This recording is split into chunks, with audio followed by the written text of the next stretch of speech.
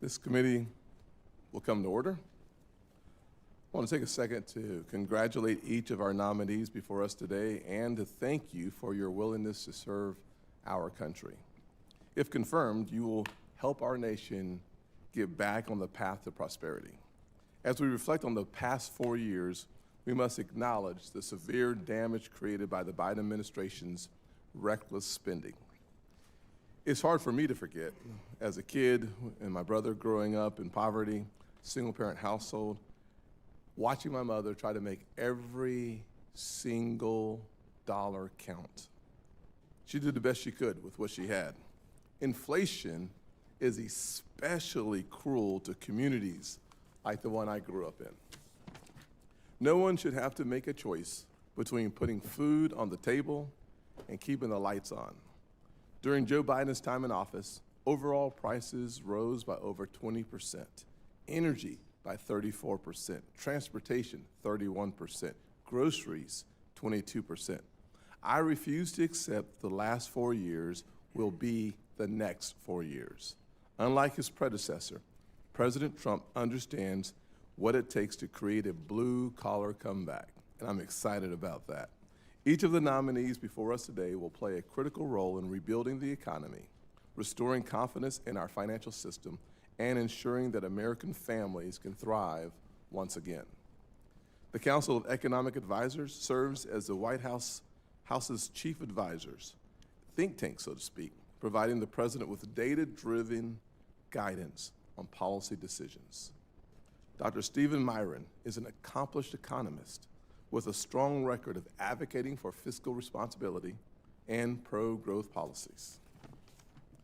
He will play an instrumental role in helping President Trump rebuild America's economy. Turning to Mr. Kessler, the Department of Commerce's mission is to create an environment for economic growth and opportunity for all communities. Unfortunately, under President Biden, we saw China rapidly advance in developing advanced technologies that support its military capabilities, distort global markets, and erode competitiveness of U.S. companies. Mr. Kessler's experience in trade and national security policy will be critical in strengthening our supply chains and ensuring the U.S. leads in the next generation technologies. Now let's talk about housing. Under President Biden, the dream of home ownership became unaffordable for millions and millions of Americans. The FHFA plays a crucial role in overseeing Fannie Mae, Freddie Mac, and the Federal Home Loan Bank, entities that significantly influence the U.S. housing finance market. These institutions not only impact mortgage rates and housing affordability, but also provide essential liquidity to the mortgage market, ensuring a stable supply of funds for home loans. William Pulte is a businessman with a deep understanding of the housing market. His insight and passion for people will serve him well in leading the FHFA's efforts to address our broken housing system. And finally, the CFPB was allegedly created to protect American consumers, but under Biden's administration, it overstepped its authority, burdened businesses with excessive politically driven regulation, and drove up costs for consumers. The CFPB has become a tool for progressive overreach, making it harder for small banks and lenders to serve their communities. Jonathan McNernan has the expertise needed to rein in the CFPB's excesses and ensure that the agency works for consumers, not against them. Today's hearing is not just about these 4 nominees. It's about the future of our economy and the direction of our country.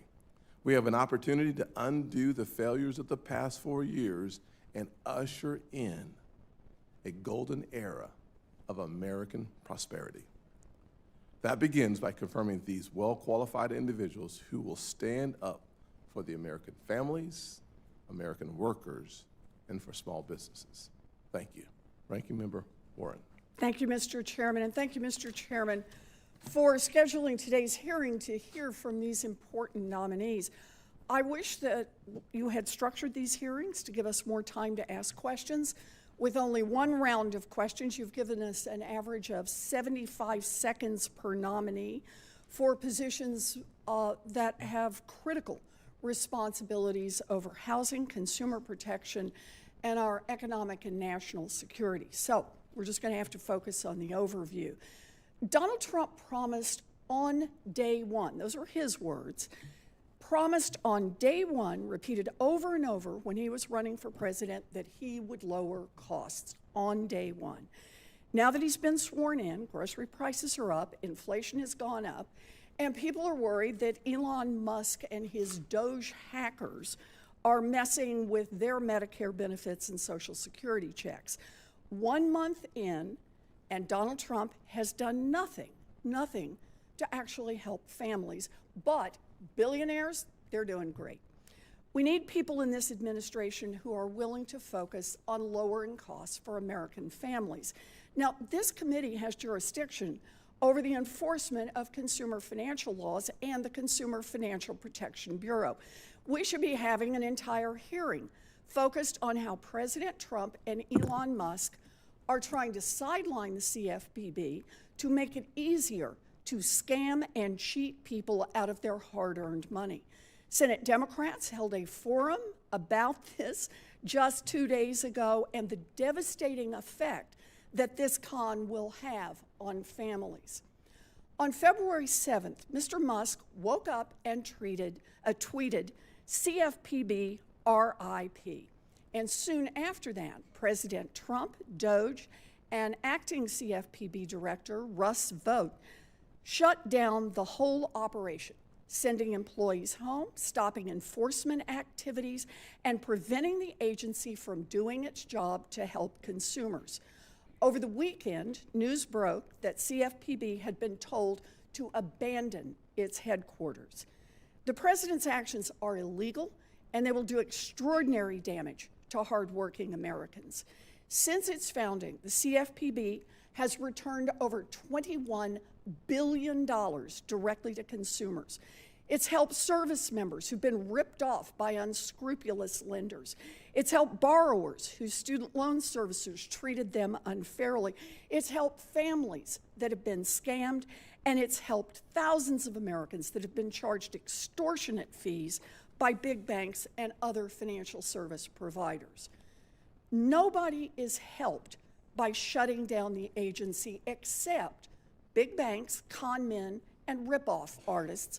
Oh, and billionaires like Mr. Musk, who is trying to start a new X Money feature on his social media platform. By eliminating the CFPB, he would take the financial cop off the beat.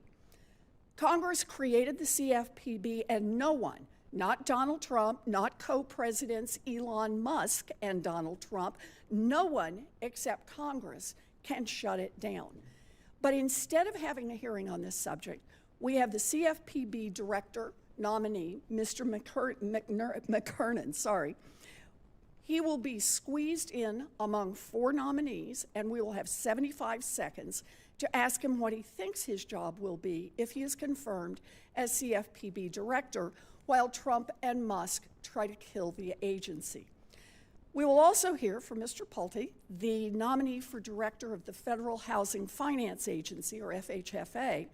I've got some real concerns that President Trump's plans for our housing finance system will raise housing costs for American families, and that Mr. Pulte, if confirmed, will be the one to carry out those plans. FHFA oversees Fannie Mae and Freddie Mac, which helps make sure that families can afford home mortgages.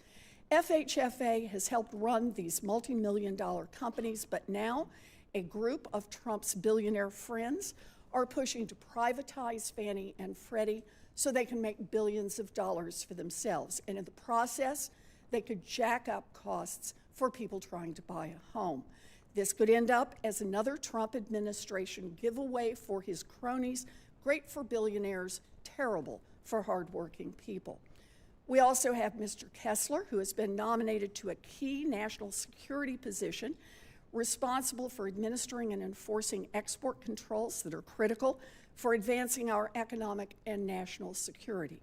And we have Mr. Moran, nominated to serve as the President's Chief Economic Advisor, responsible for formulating objective analyses on tax policy, tariffs, and more. Now, I can stretch my 5 minutes in only so many directions, so I'll be submitting many questions for the record, as I'm sure many of my colleagues will be doing, both Democrats and Republicans, and I trust we will not bring anyone to the committee for a vote until those questions have been answered in full. I look forward to hearing from all of you today and appreciate your having this hearing. Thank you, ma'am. I will now swear in the nominees. Will you all please stand and raise your right hand?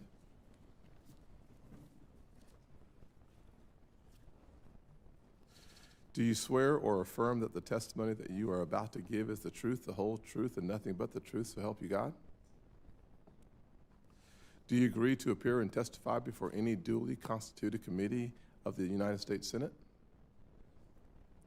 You may sit down. Thank you. Your written testimony, your written statements will be made part of the record in its entirety. Please keep your oral comments to 5 minutes. Dr. Myron, you are now recognized. Thank you very much, Senator Scott, for the very kind introduction. Ranking Member Warren, distinguished members of the committee, it is an honor surpassing any I ever expected to be here before you today as President Trump's nominee to lead his Council of Economic Advisors. It has been a privilege getting to know many of you through this process, learning your concerns and the concerns of your constituents, and I pledge that, if I earn your support, I will give my utmost for the American people, just as you do. I would like to thank President Trump for putting his trust in me to advise him on the economy, and my partner Brett, our son Judah, my parents Jane and Dan, and the rest of our families for their love and support. I grew up in Rockland County, a suburb of New York City, mostly inhabited by working class people who labored tirelessly to make ends meet on behalf of their families. Rockland is filled with tradesmen and women, honest people, whose work ethic and political priorities I absorbed in my youth. When I think of the hardworking Americans who make this country the greatest nation on earth, I think of those folks, my friends and neighbors. In my family, the call to national service is deep and strong. My grandfather served in the African theater of the Second World War and then worked for 4 decades as a postman. My parents were both civil servants who met each other as employees in the Social Security Administration. Closer to my age, I have 3 cousins serving in the Army and Navy. I know that it is a privilege and an honor to work on behalf of the American people. I began my studies of economics at Boston University and then continued them across the river at Harvard. I completed my doctorate under the supervision of Marty Feldstein, who was himself CEA chair for President Reagan. Marty was a seminal figure, inventing and modernizing the field of public economics.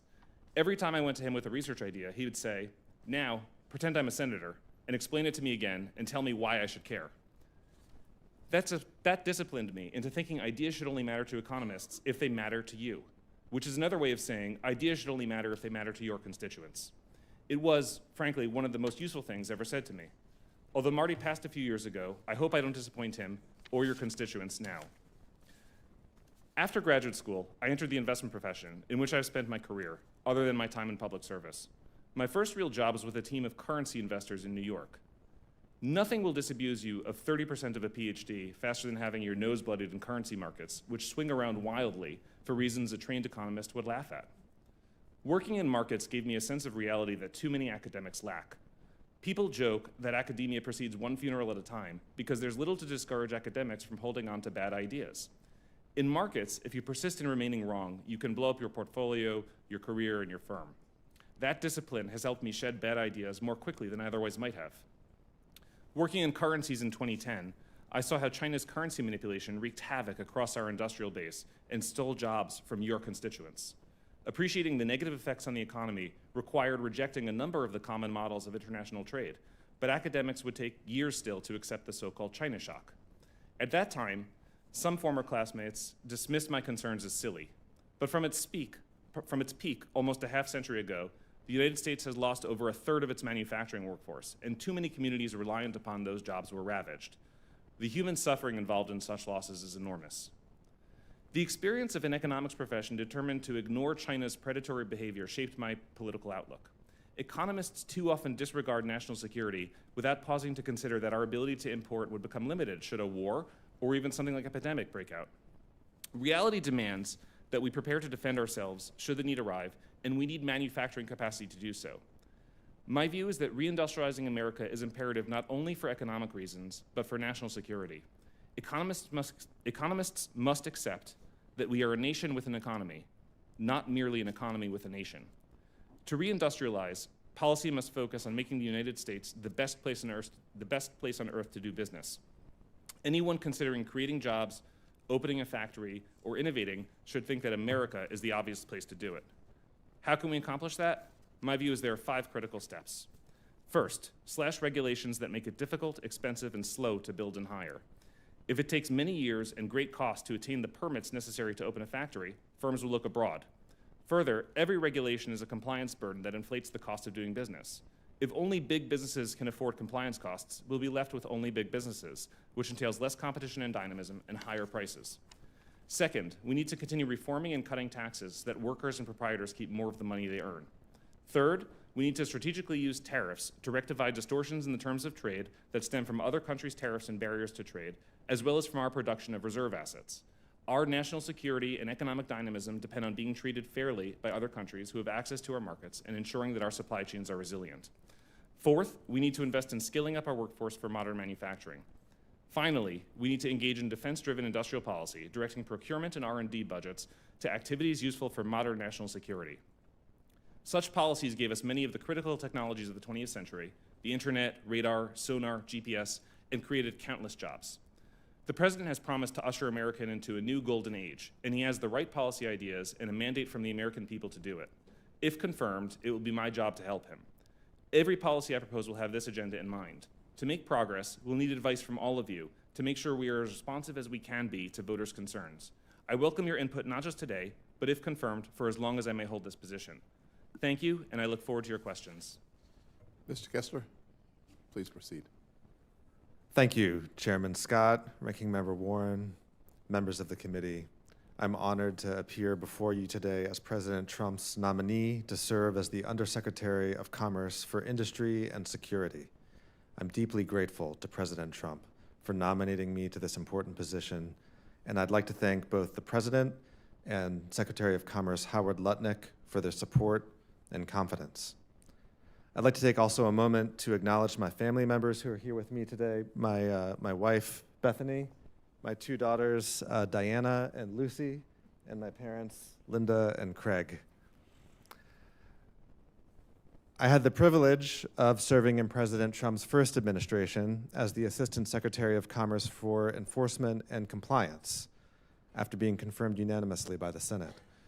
During my time as Assistant Secretary, I was at the center of the Trump administration's aggressive actions to make trade fair and reciprocal. I worked to enforce the trade laws, monitor foreign compliance with trade agreements, and renegotiate international trade pacts that had grown outdated. I was proud to help level the playing field for American businesses, workers, farmers, and ranchers who were injured by unfair trade. After my government service, I returned to private practice as an international trade lawyer. In that role, I've advised clients on today's dynamic geopolitical environment and the changing landscape of international trade and investment rules, including strategic advice on reducing exposure to China and diversifying and strengthening supply chains. The United States' relationship with China and other adversaries is more complex today than ever. America's position as the world's economic and technological superpower is under constant and ever-increasing threat. China's catching up in many cutting-edge areas of technology, including artificial intelligence, quantum computing, hypersonics, aerospace, advanced manufacturing, and others. The United States must respond, and it must respond with vision and strength, and I hope to be a part of that response. The Department of Commerce's Bureau of Industry and Security, or BIS, is critical for keeping America safe, secure, and prosperous, and ensuring that we meet the challenges of the 21st century. Congress has recognized this and has given BIS powerful legal authorities. The 2018 Bipartisan Export Control Reform Act gave BIS a broad mandate to protect critical technologies and prevent their export and diversion to America's competitors and adversaries. BIS has been working to fulfill this mandate, but it must do much more. BIS must adapt and keep pace with our adversaries, who are ever more sophisticated. If confirmed, I will seek to fully utilize the tools that Congress has given BIS, including both in administering and enforcing export controls. We need strong enforcement to deter noncompliance and to ensure that the rules accomplish their intended purpose. And at the same time, it is important for BIS to pursue a balanced approach and avoid unduly burdening or penalizing American companies and workers with overly complex rules. I am also mindful that diplomacy and international cooperation are an important element of effective export controls. It's critical to engage with America's partners and allies around the world to defend and promote America's technological leadership. Beyond export controls, BIS is also charged with administering other national security laws, including the Information and Communications Technology Services Rule and the associated regulations, Section 232 of the Trade Expansion Act of 1962, and parts of the Defense Production Act. If confirmed, I will seek to use the full array of legal authorities available to BIS to help keep America strong, secure, and prosperous. Finally, if confirmed, I hope to work closely with all of you, with the members of this committee, and with Congress as a whole to ensure that BIS is as effective and successful as possible. Thank you. Thank you very much for considering my nomination, and I look forward to answering your questions. Thank you. Mr. Pulte, please proceed. Thank you, Chairman Scott. Chairman Scott, Warren, and members of this committee, thank you for the honor of being here before you today as President Trump's nominee for Director of the Federal Housing Finance Agency. I'm grateful for this opportunity to share my vision for the future of our country's housing finance system. First, I want to thank those of you who have met with me. Housing and safety and soundness of the housing market is a bipartisan issue, and I firmly believe that we must work together to address the severe housing challenges that our country faces. I'm grateful for my incredible wife, that's my dad, Diana Pulte, for her unwavering support, and to our 3 wonderful children. I would like to acknowledge my parents, Mark and Noreen Pulte, and my stepmother, Julie Pulte. I especially want to thank President Trump for entrusting me with this nomination and for President Trump's commitment to restoring the American dream of home ownership. My connection to housing began at a young age. While many children spent their weekends at sporting events, I spent my weekends on home building job sites with my father and my grandfather. From the ground up, I learned every aspect of housing, whether it was cleaning job sites, assisting in construction, or helping sell homes. From an early age, I developed a deep passion for home ownership and putting a roof over people's heads. This passion remains my driving force today, and it would guide my work if confirmed as FHFA director. After working for others, I founded my own firm to invest in and manage small businesses. Over years, I've led multiple companies and managed thousands of people. These leadership experiences taught me that strong, effective leadership is essential for success, and that is a lesson that I intend to carry forward at FHFA if confirmed. Subsequently, I joined my grandfather's company, Pulte Homes, during a difficult period when poor management was threatening its future.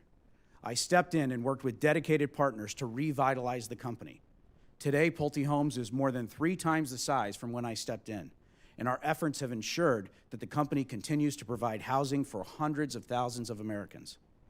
I have seen firsthand the devastating consequences of bad policy on housing and the economy. In 2008, the housing crash nearly destroyed our family's legacy housing company. In 2020, as a director of Pulte Homes, I witnessed how COVID-19 pandemic placed an enormous stress on the housing finance system. If confirmed, my #1 mission will be to strengthen and safeguard the housing finance system. Safe and sound housing markets are the foundation of American homeownership. Additionally, we must ensure that the limited home inventory in this country goes to Americans. Under President Trump's leadership in his first term, Americans were able to realize the American dream of homeownership through Fannie Mae and Freddie Mac. And to that end, while their conservatorship should not be indefinite, any exit from conservatorship must be carefully planned to ensure the safety and soundness of the housing market without upward pressure on mortgage rates.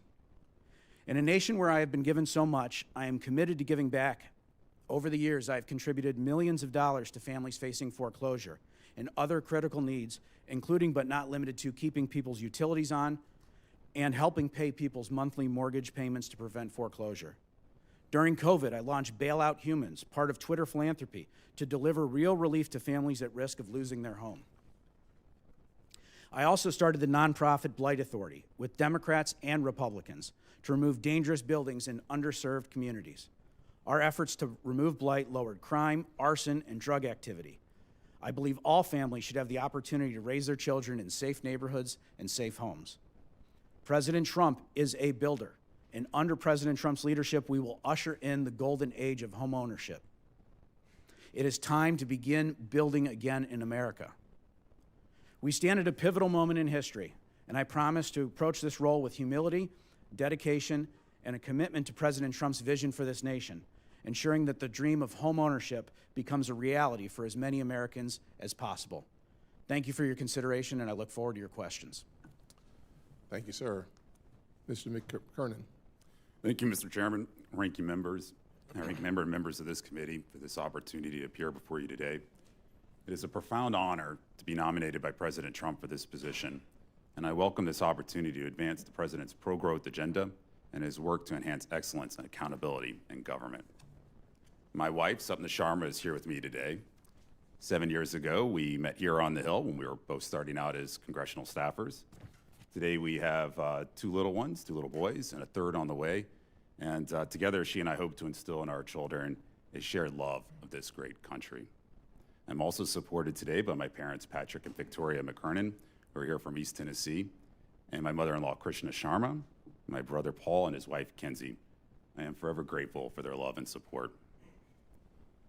Over the last 2 years, I have served as a member of the FDIC's Board of Directors.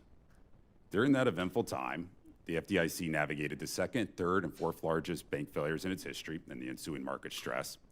An outside investigation led by acting comptroller Sue and me into harassment and other misconduct at the FDIC, the launch of an effort to transform the FDIC's workplace, and several significant, sometimes contentious, rulemakings. I'm especially proud of my work at the FDIC to establish a culture of actual accountability. Before the FDIC, I held staff roles in the Senate, the Department of the Treasury, the FHFA, and even a short detail to the CFPB, all focused on the mortgage market, one of the key markets supervised by the CFPB. Through that work, I developed a detailed understanding of how the mortgage market works and the consumer protection laws that apply to it. Before public service, I spent more than 9 years as a lawyer in private practice focused on banking and consumer financial laws. That work included overseeing large teams investigating compliance issues at complex consumer financial companies. My legal career started just as the 2008 financial crisis was beginning.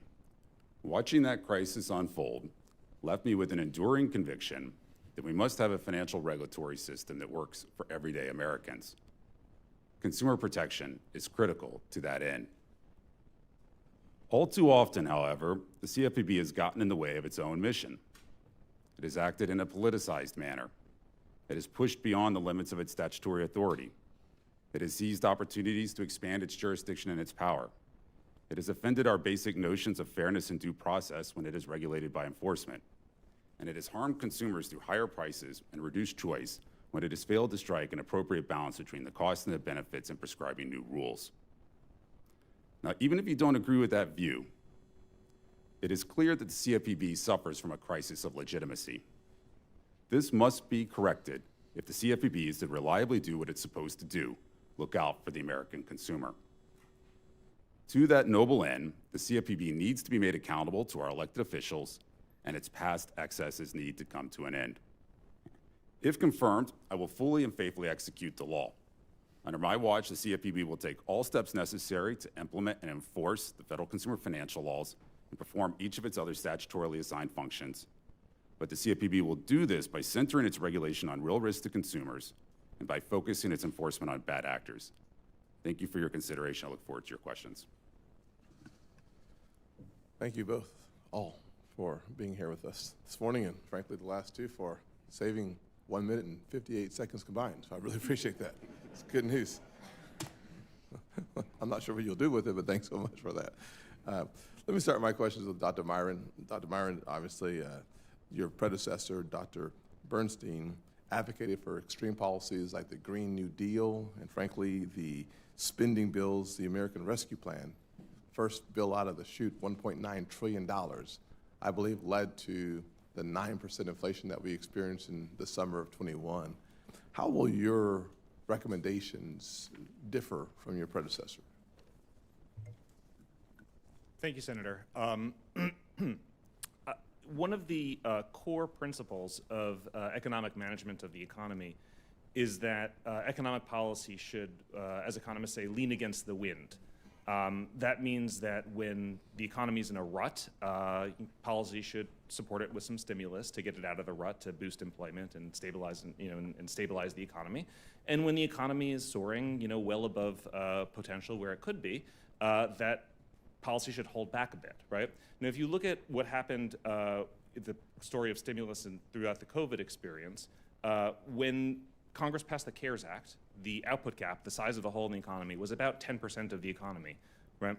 The size of the CARES Act was roughly similarly sized, so that was appropriate. By the time we get to the American Rescue Plan, the output gap is just about narrowed. It's only about a percentage point of the economy. So following it up with another stimulus package of roughly similar size was an economics 101 style error, and of course the inflation that we experienced was problematic. My advice, if confirmed, will be to follow the traditional wisdom of leaning against the wind. Thank you for being succinct. Dr. Byron, as you know, I'm a huge fan of the opportunity zones, and I think that when you think about the overall housing issue, I think opportunity zones could play a significant role. Thoughts? Thank you. I agree, and President Trump is indeed a strong supporter of opportunity zones, and for good reason. The best available studies to date indicate they've spurred a significant investment into less privileged areas, fast approaching $100 billion, and reached a larger share of the nation's low-income communities than any comparable program over such a short period of time. Indeed, opportunity zones are now reflect 20% of all market rate apartment unit development nationwide in recent years, in contrast to only 8% before TCGA. We're talking hundreds of thousands of new units. We need more research on opportunity zones and more action extending opportunity zones to help address the housing affordability crisis. Thank you. Mr. Kessler, you and I had a great conversation. I really appreciate your willingness to serve. Talking about American economic supremacy, from my perspective, means that we have to be superior from a technological perspective. How do export controls help us, especially with China, who I would consider they lie, they cheat, they steal, and they take our technologies to use against us? How do we use export controls to achieve our objectives?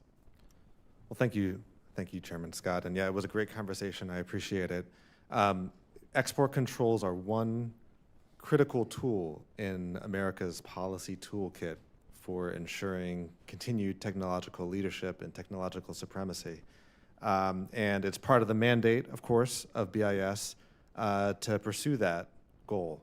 It's up to BIS to ensure that exports prevent the proliferation of weapons, to ensure that we prevent the terrorists from getting dual-use items, to ensure that America preserves its qualitative military superiority, and to protect the defense industrial base. So all of those goals are things that we have to do with export controls. I think part of the challenge for BIS is to be as nimble as our adversaries, to keep pace with them. Our adversaries are sophisticated, and they work hard every day to get around export controls and other rules that America has to prevent them from getting sensitive technologies, and we need to keep up. Thank you. Mr. Pulte, one of the things I appreciate about your background is that you've had generations in housing, even though you're a young fella. My question for you is, you worked on the Blight Authority, a nonprofit, with Mayor Bing in Detroit, a bipartisan coalition working on behalf of people who desperately needed assistance. How does that inform you about the issues of housing, especially in neighborhoods like the one I grew up in, poverty-stricken, but very smart people, hard workers? Very good question, and you know the issue better than me, but my experience in some of these urban areas is that there's a lot of drug activity, crime, prostitution in the areas that we were in. And our nonprofit, it was a nonprofit, went in and cleared out these abandoned homes and structures. And what it gave me, Senator, was a deep appreciation for every kid should be able to walk safely to school and not be worried about dangerous buildings or being dragged into a dangerous building and the like. So it gave me a very, very deep understanding for ensuring that every American has the opportunity to have a safe home and a safe neighborhood. Thank you. Ranking Member Warren. Thank you, Mr. Chairman. So co-presidents Donald Trump and Elon Musk seem hell-bent on trying to kill the Consumer Financial Protection Bureau. Mr. Musk tweeted CFPB RIP and delete the CFPB. Administration operatives evidently ordered everyone to leave the building and then locked the doors and told people not to do any work anywhere. Now, Mr. McKernan, you've been nominated to run this agency where Elon Musk has told everyone to do nothing. It kind of feels like you've been lined up to be the #1 horse at the glue factory. So I just want to start with some basics here. Mr. McKernan, would you agree that running an agency means carrying out the core functions of that agency laid out in law? Yes, as the director, you are tasked with some very specific statutory responsibilities. Those are mandatory, not optional. Okay, well, let's talk about what it means then to follow the law. Congress writes the law, the executive branch carries out those laws, and the judicial branch is there to tell them if the administrative branches overstep their authorities. It's kind of basic schoolhouse rock, separation of powers stuff. There are at least 88 specific obligations in the Dodd-Frank Act that the CFPB is legally obligated to perform. Congress doesn't suggest that the CFPB do these things or ask the CFPB to do these things. Congress mandates it. So let's hit some of the highlights. Section 1021 of the Dodd-Frank Act says that the CFPB must, quote, implement and enforce federal consumer financial laws consistently for the purpose of ensuring that all consumers have access to markets for consumer financial products and services, and that markets for consumer financial products and services are fair, transparent, and competitive. Mr. McKernan, if confirmed, will you implement and enforce the law so that everyone has fair access to financial products like credit cards and mortgages?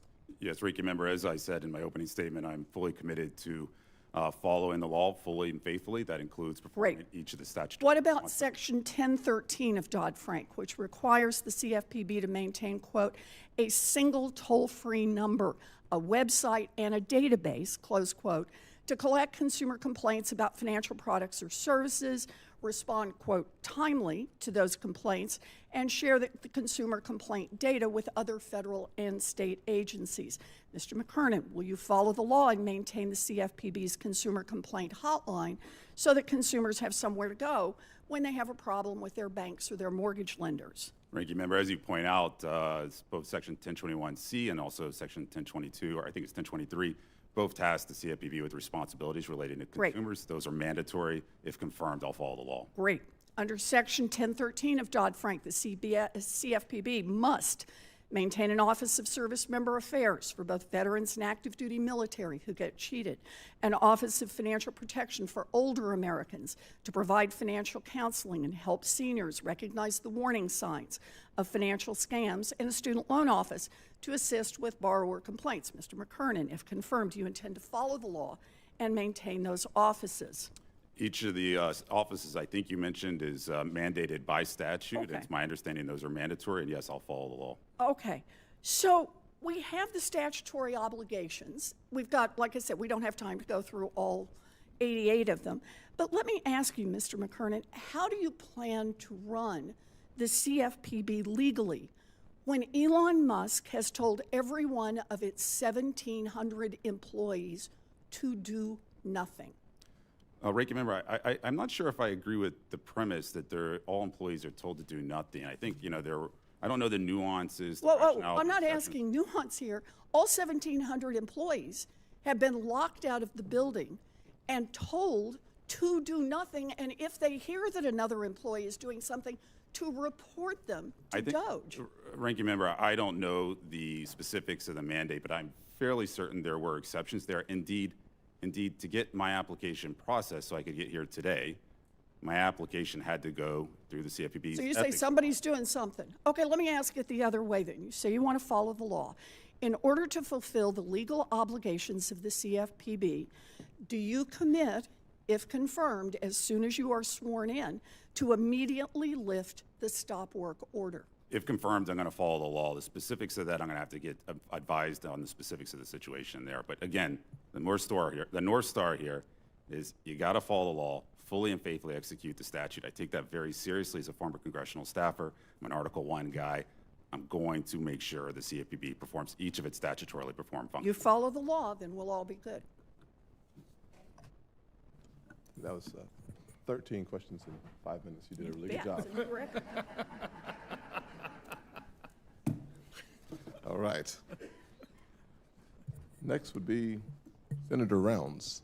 Thank you, Mr. Chairman. Mr. McKernan, I'm going to come back to you in a minute, but at that time, I'm going to ask you a little bit about some of the statutory activity and some of the, what I would consider statutory or activity that was outside of statutory authority, but I'll come back to you in just a minute, sir, and follow up. Mr. Pulte, first of all, to all of you, thank you for offering to do public service. And to your families, because this becomes a huge responsibility and a real time-consuming effort, and I appreciate your family's recognition of that as well. Mr. Pulte, since the global financial crisis, a robust private credit risk transfer, or CRT, market has been a key reform supported by Republicans on this committee and members of both parties. Instituted in 2013, CRT has protected taxpayers, attracted private capital, and provided market discipline to reduce GSE-driven risks. It also plays a crucial role in lowering mortgage costs and preparing for the end of conservatorships. As you work to keep housing affordable and maintain the safety and the soundness of the enterprises, plan for the eventual end of conservatorships, will you commit to supporting a strong CRT market to protect homeowners, taxpayers, and overall market stability? Thank you, Senator, for the question, and I very much enjoyed our meeting. Always good to meet a fellow pilot as well. With regard to CRT, I think it's very important. I think any time that you can take risk away from the taxpayers and give it to the private market is a win. And so I very much enjoyed our conversations about CRT, and I would absolutely look forward to working with you on CRT and make sure that the taxpayers are always at as least risk as possible. Thank you, sir. Mr. McKernan, let me come back to you for just a minute. Given your deep understanding of the Consumer Financial Protection Bureau and its founding principles, you bring a very valuable insight into both its intended mission and the way that it has evolved over the years. In recent years, we've seen the CFPB extend its authority beyond its original scope, creating uncertainty for businesses and financial institutions. With your knowledge, experience, and commitment to fair and effective regulation, you are well suited to lead the Bureau, and until we can ultimately reform the CFPB, I believe you will restore a balanced approach that protects consumers without stifling economic growth. Over the past several years, do you feel that the CFPB has been operated outside of its statutory authority? Yes, Senator, there have been, all too often cases in which the CFPB has acted beyond the statutory authority, and it's, you don't have to take my word for it. You can ask the courts.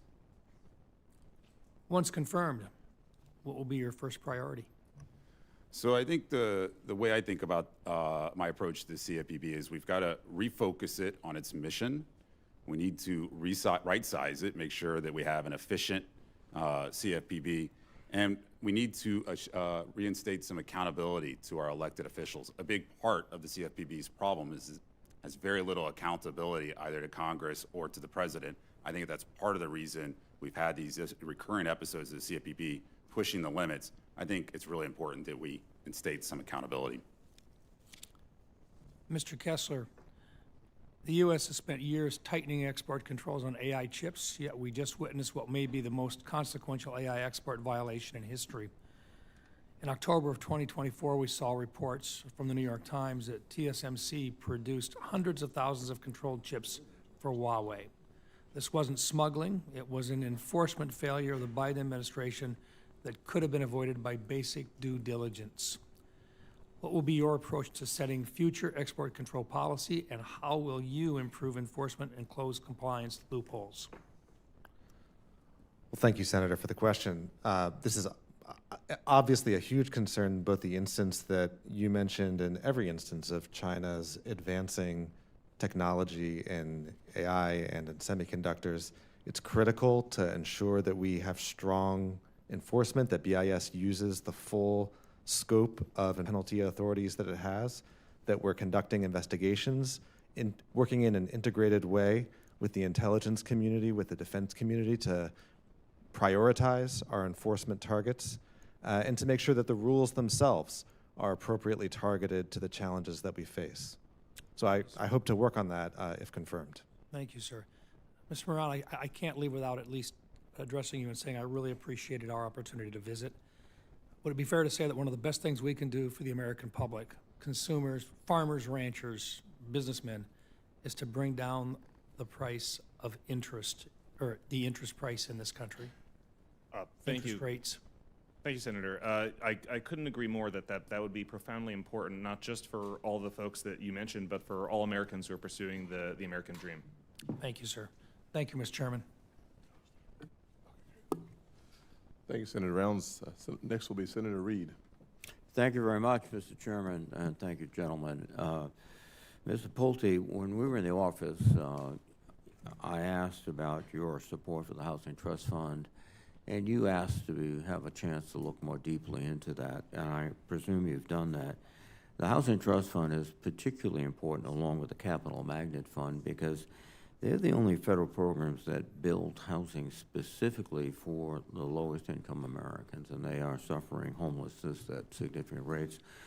So let me follow up. Will you commit to support the Housing Trust Fund and the Capital Magnet Fund? Thank you, Senator, for the question. I very much appreciated meeting with you and talking about affordable housing. As you know, that's also a very big passion of mine, and I look forward to working with you on that if confirmed. As you know, those are in the statute and the law, and I have every intention, and I will follow the law, and I will follow the statute. I would hope robustly, too, by ensuring that they're properly funded and deployed aggressively. And I would mention, too, that I think one of the opportunities is to see where is that money going? Are we using the money as wisely as we can? And I think now having a housing and mortgage person in charge of it, we look forward to, if confirmed, going in and seeing where that money is being spent and making sure that as many homes are being built as possible through these funds. Thank you. Mr. McKernan, Senator Warren has touched upon this, but the Military Lending Act is a legislation that on a bipartisan basis I introduced along with Senator Nelson and Senator Talent of Missouri. And it's very important to me because I've had experience in the military and seen soldiers, sailors, Marines, whatever, really exploited by merchants. And ironically, they all seem to be wearing the American flag on that lapel, but that's another story. You reinforce the MLA and make sure it's appropriately enforced, and that means really vigorously staffing and allowing the Office of Service Members Affairs to exist. Senator, thank you for the question. Yes, I certainly would ensure that the CFPB performs its role with respect to enforcement of the Military Lending Act, and also with respect to the Office of Service Members. As you know better than anyone, there's a range of unique issues pose consumer risks to our service members, you know, with their relocations, their deployments abroad. That can make it very difficult to deal with issues when they have them back home with their bank, with their financial provider. And, you know, they also have unique risks, say, for instance, in the auto lending space, right? The geographic isolation of their base can mean they have fewer options to shop, both for cars and for financing, and that can mean higher costs for service members. So I think these and other issues are very important for the CFPB to continue to monitor and also continue to coordinate with the rest of the governmental authorities on this, and the Office of Service Members has an important role in that. Well, I appreciate that very much, and I know you want to, but you're going to be placed in a very difficult position directive vote at the OMB has canceled the lease on the CFPB headquarters, so technically you don't have any place to work. They've canceled contracts for expert witnesses that are in ongoing litigation. They've dismissed cases against predatory lenders, including some cases involving the Military Lending Act. They've essentially tried to lay off the staff. Indeed, President Trump said in the Oval Office that the CFPB was set up to destroy people, quote, and that his goal for the CFPB is to, quote, be totally eliminated. He also said that the CFPB staff is a, quote, vicious group of people. So you do not appear to have much presidential support or OMB support, and I have this sinking feeling that you're departing Liverpool on the Titanic. So good luck.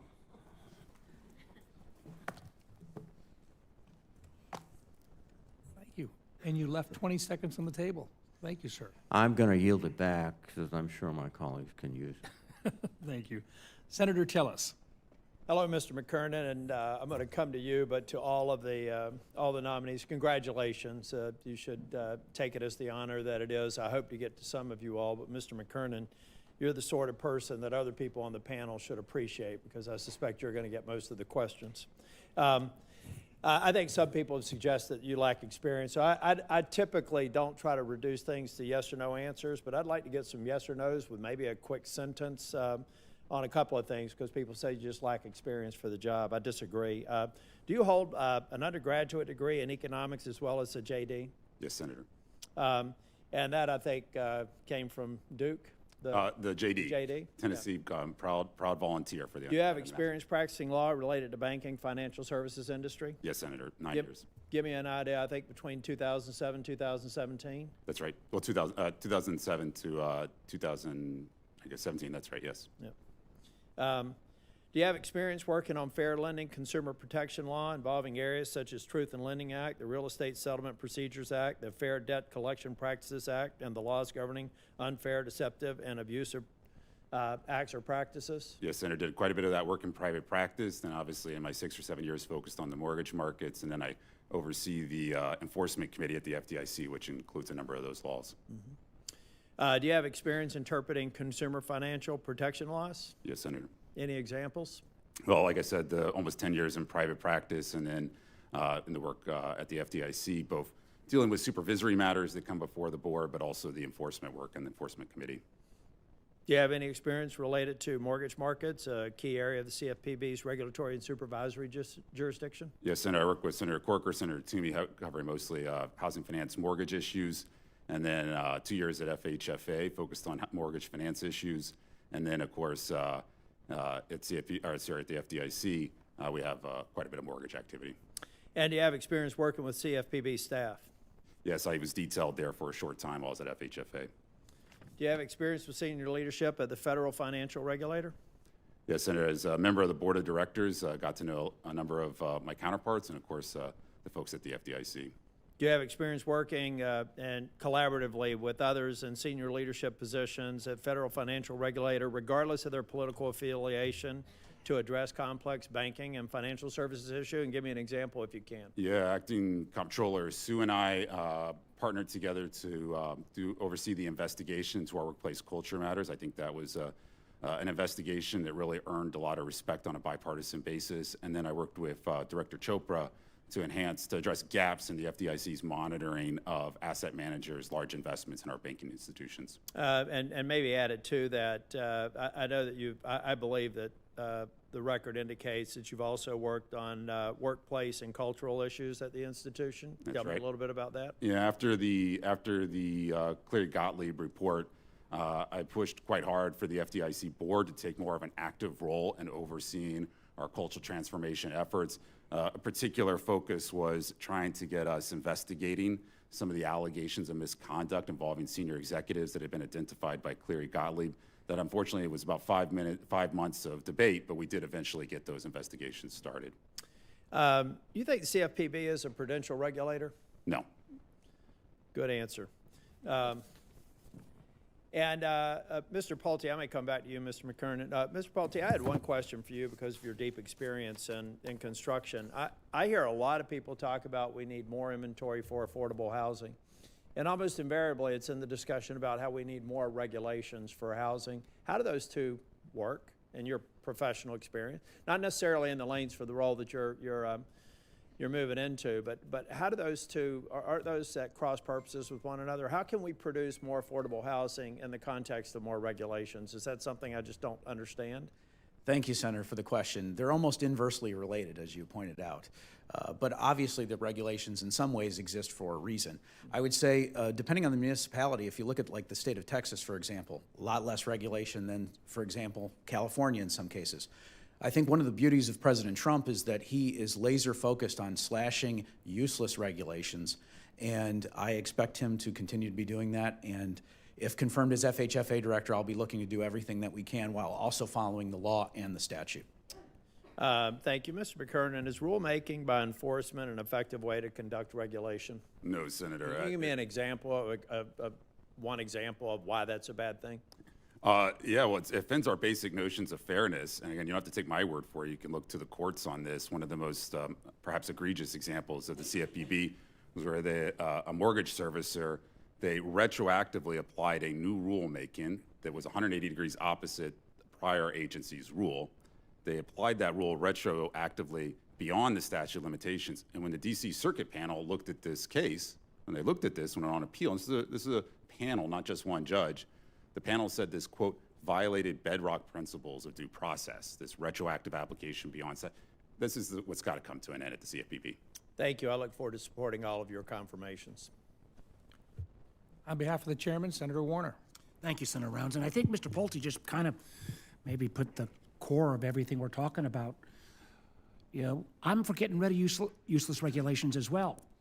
But the question is, what are useless regulations? And I think they're legitimate areas we can disagree on. And I hate to kind of follow on my friend Senator Tillis, but Mr. McKernan, I enjoyed our conversation. And let me say for the record, you know, I've enjoyed working with you, particularly during your time with Senator Corker. I thought you were fair. I thought you had a reasonable approach. I don't question your qualifications. Also worked with you with Senator Toomey.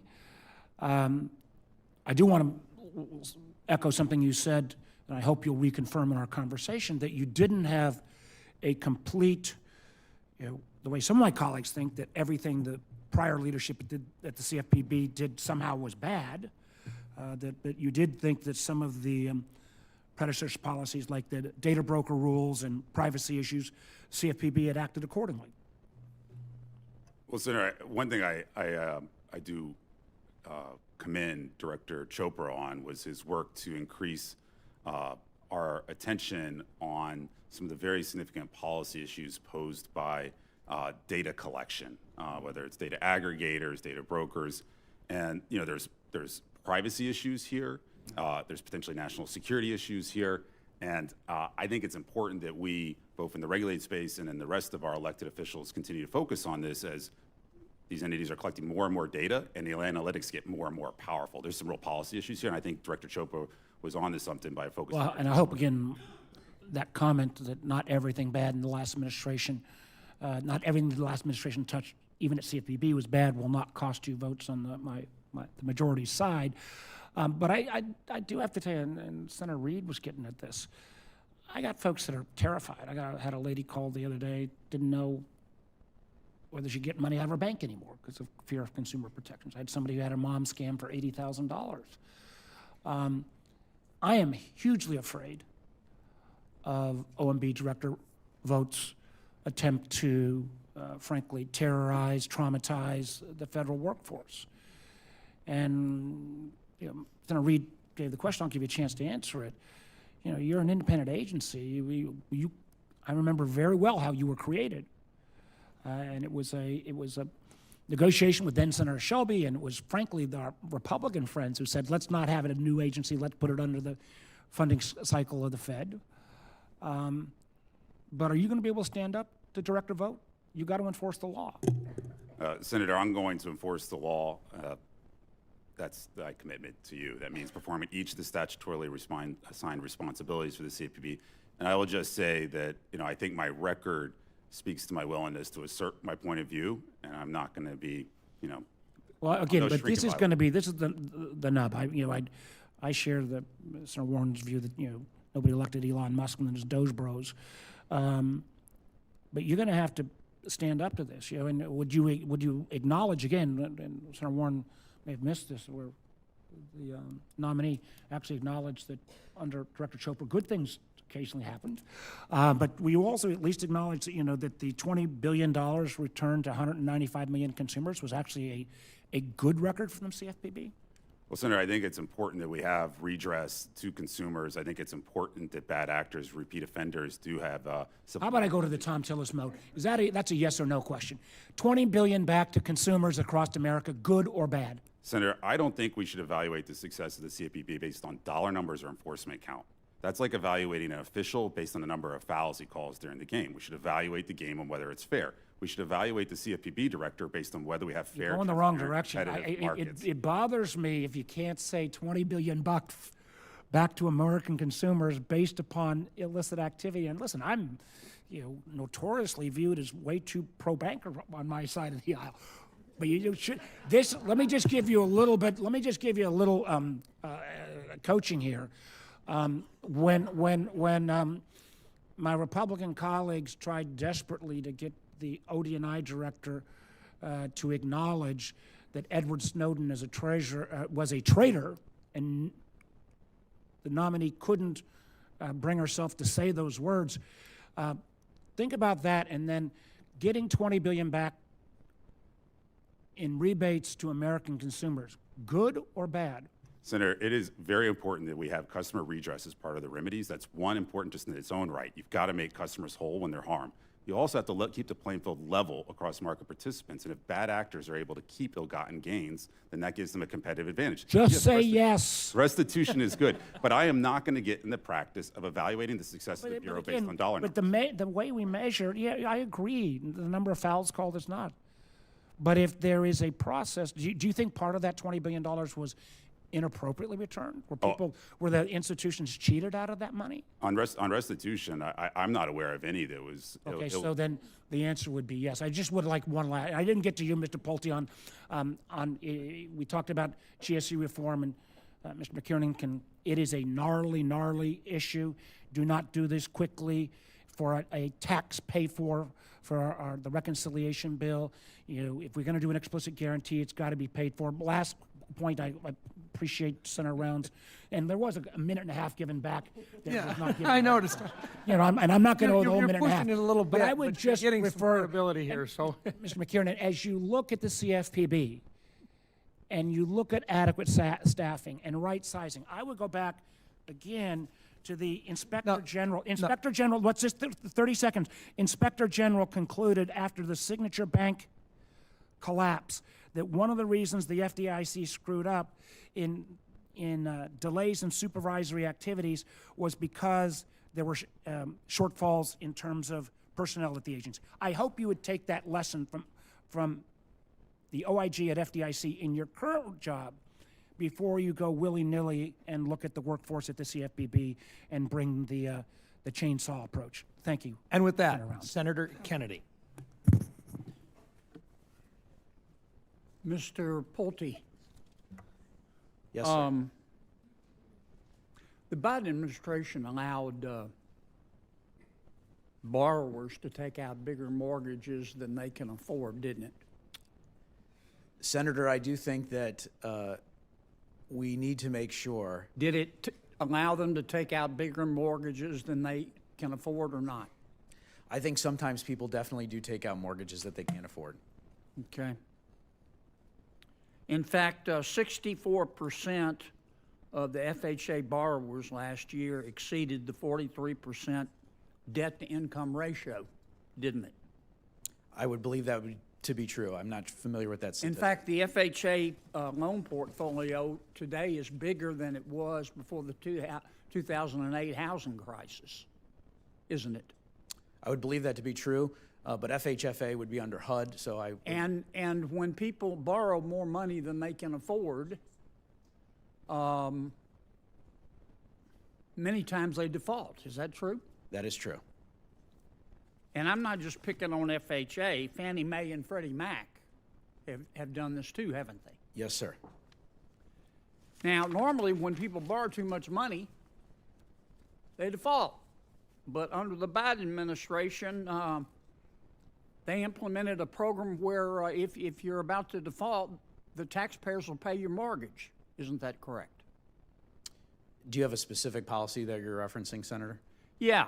The FHA instituted a program that pays mortgage servicers to make borrowers miss payments for them. Thank you, Senator, for the question. I'm not familiar with that specific FHA Well, you program. need to be. I would be happy to look into You it and need to get back be. with you. They take taxpayer money, and they give it to people, and it's added to the principal of their home without accruing interest, so that a lot of these folks now have homes on which they owe more money than the home is worth. Yes. You're not familiar with that? Well, I'm familiar with that general concept, yes, sir. And if I was. Isn't it a fact that the FHA made 556,841 incentive payments last year? Sir, I'm not familiar with that exact statistic. FHFA would be under my friend and colleague Scott Turner. Right, and Fannie Mae and Freddie Mac did the same thing, didn't they? They probably did. So we got a house of cards here. It's worse than it was before the 2008 housing crisis. You've got the federal government adopting a policy, don't worry about how much you make. We'll loan you all you need to buy a home. And then when folks get in trouble, the federal government says, don't worry about it. We'll make your payments for you. So you won't default, or you won't have to sell your home. That's one of the reasons housing prices are so high, isn't it? In many ways, yes, sir. And I think that safety and soundness is absolutely critical. Are you going to fix that? I'm going to work day and night, sir. Yes, sir, to work very strongly. I'm going to adopt the Tillis rule. Is that a yes or a no? I will absolutely work on that issue, I promise. I mean, this is absurd. Now, I want everybody who can afford it to own a home. Yes, sir. But if you start giving away money and giving away homes, we're going to have another housing crisis. We can't let that happen. And the numbers are worse today as a result of the Biden administration than they were in 2008. Are they not? I'm not sure which numbers you're specifically referring to, but inflation is I'm way out of... referring to the accurate numbers. I believe that the last 4 years have been extremely challenging. Well, I appreciate all that, but don't start talking like a bureaucrat. You're not confirmed yet. We got a problem here. You got to address it. Yes, sir, and I will be laser focused on this issue. And Dr. I can't see that for. Dr. Moran, one of the best ways to get down prices is to deregulate, isn't it? Thank you, Senator. I do agree that regulations prevent production, and if we can remove regulations, we can get more production. Well, I'm hoping that you and Russ Vogt will focus, among other things, on deregulation. Now, I know everybody's talking about DOGE and immigration and the war in Ukraine and the Super Bowl, but meanwhile, people are still suffering from high prices. Very predictable, because when you have inflation and you get it down, that's disinflation. But the housing prices, or the high prices, still remain. It's not President Trump's fault. That's just the way it works. Now, we can make those prices go down, but we have to go into a recession, wouldn't we? That's one way, isn't it? Senator, I got 30 seconds. That's one way, isn't it?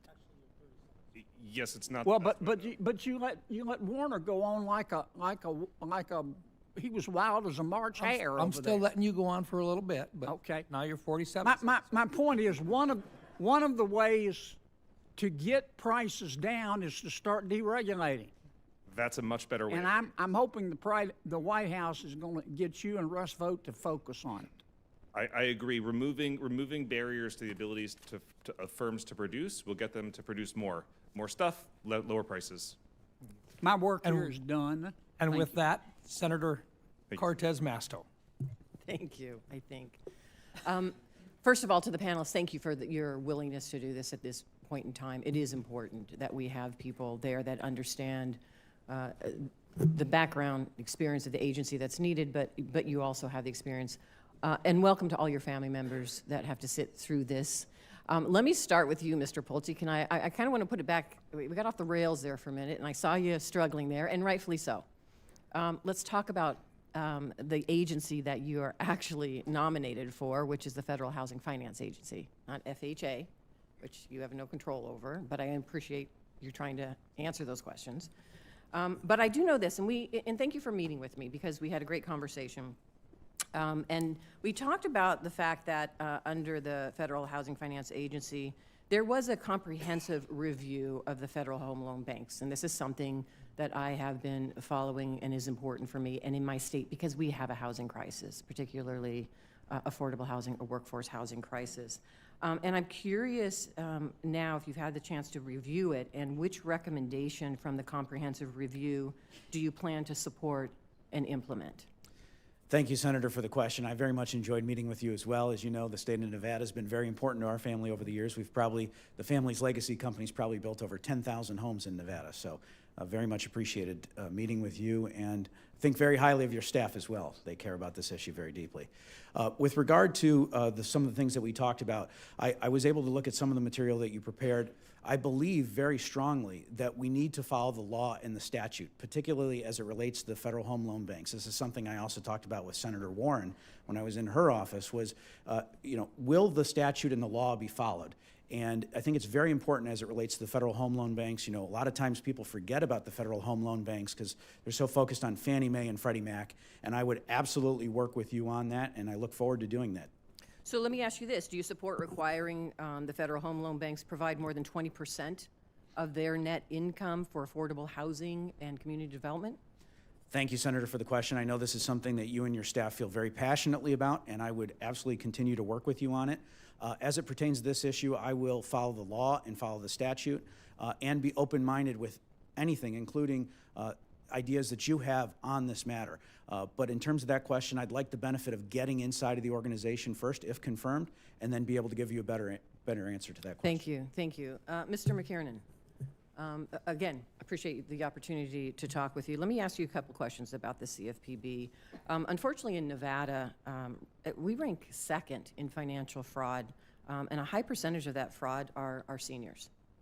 And I know I have concerns about the CFPB actually closing down the Office of Financial Protection for Older Americans. And so my question to you is, will you commit to restoring that office, specifically the ensuring that the office is adequately staffed and meeting the legislative and regulatory and reporting requirements of the law so that we can protect older Americans? Senator, you're absolutely right around the unique risk posed to elderly Americans on the consumer side. As they age, they're more likely to accumulate medical debt that can subject them to aggressive collection tactics.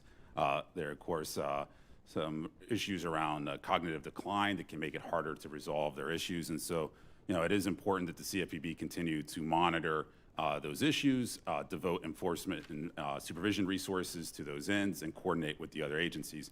And as you point out, there is also a statutory responsibility to maintain this office that is helping to do that coordination and monitoring.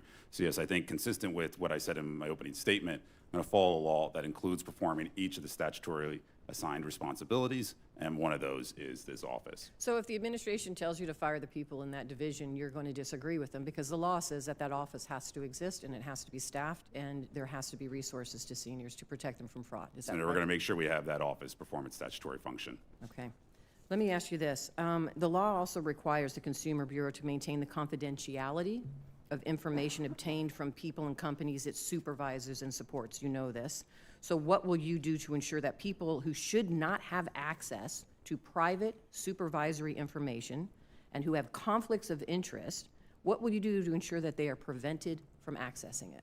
Senator, we're going to implement our policy to protect the security of that information. I think another thing that is important on this note is I would really like to take a close look at how much information the CFPB has still on its servers and whether that's really necessary. You know, there's been a lot of focus on this issue, and I think we need to be focused on both risks, external and internal. You know, we also should be thinking about the risk that China or another adversary get a hold of that information. Yeah, and making it public. Let me ask you this. Do you believe the Consumer Bureau should continue to regulate payment platforms? Senator, we have the CFPB, if I'm confirmed, the CFPB and I will execute on its responsibility to monitor risks under all the consumer financial laws. That's both in the banking system and outside the banking And that would system. include payment platforms. So do you believe that one company with a payment platform should be allowed to access confidential information from the CFPB of its competitors? Senator, I don't know the terms of any, the nature of any such issue. The answer should be no. Right? Right? I'm not sure what. That's pretty easy to answer. So that's my concern here. You don't need to study it. I think it's pretty easy to answer that. Yeah. And the question will be, and this is what we talked about, and I think for all of you, what we are looking for, every single one of you have talked about following the law. And that's what I'm hoping you do.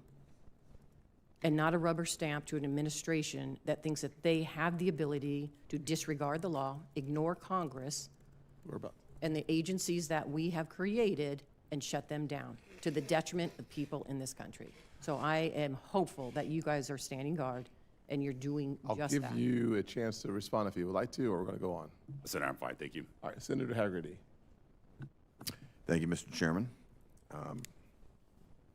First, I'd like to acknowledge the presence of a fine Tennessean here today. We've got a panel of highly qualified nominees, but in particular, I'd like to recognize Jonathan McKernan, a native of the volunteer state who's dedicated much of his life to public service. And by electing President Trump, Americans have voiced their desire for national leadership that reflects the values and interests of all Americans spread across the heart of our country, not just power centers in our nation's coast. Jonathan's upbringing in East Tennessee and his remarkable resume give me confidence that the CFPB will be in the hands of a leader who will make very good on this mandate. I'll come back to you, Jonathan, but I'd like to start out with you, Mr. Pulte. The FHFA ensures that its regulated entities fulfill their mission by serving as reliable sources of liquidity and funding for housing finance and community investment. If you're confirmed, how will you carry out the mission of making housing more affordable for all Americans? Thank you, Senator. What a great question. And very nice meeting with you and spending some time with you. I think you're exactly correct. I think first and foremost is we need to have a safe and sound market. Obviously, we saw what happened in the housing crisis, and eventually everybody wasn't even able to afford anything. So that's first and foremost is a safe and sound market. The other thing is we need to look out and figure out where we can eliminate waste, fraud, and abuse. I look forward to looking at that, seeing where we can potentially identify things and what have you. The other thing is we can make sure that we are looking at different opportunities to appraise homes properly, or look at manufactured homes, for example. Manufactured homes are very well-built structures.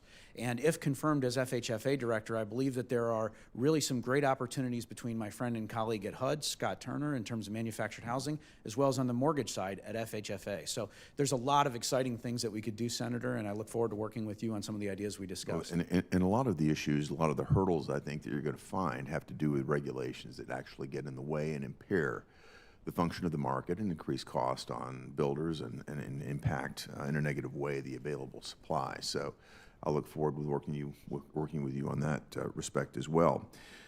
I really want to just emphasize that your private sector insight on these matters is rare, and it's much needed here in Washington.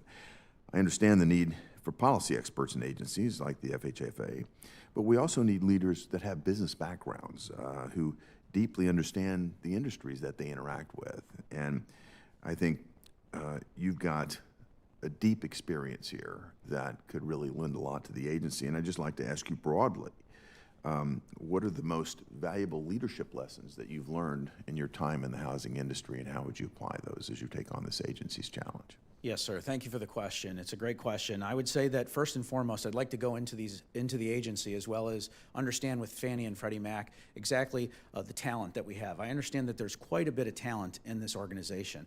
You know, I was fortunate to be raised by my father and grandfather, both who were entrepreneurs, And I learned from my grandfather, whose company, which I eventually joined, which built over 800,000 homes across America. And so, Senator, there's a lot of lessons that I learned both in housing and in managing people, how to treat people, and how to provide for a roof over people's heads. And it's with that same spirit and dedication. You know, housing is in my blood.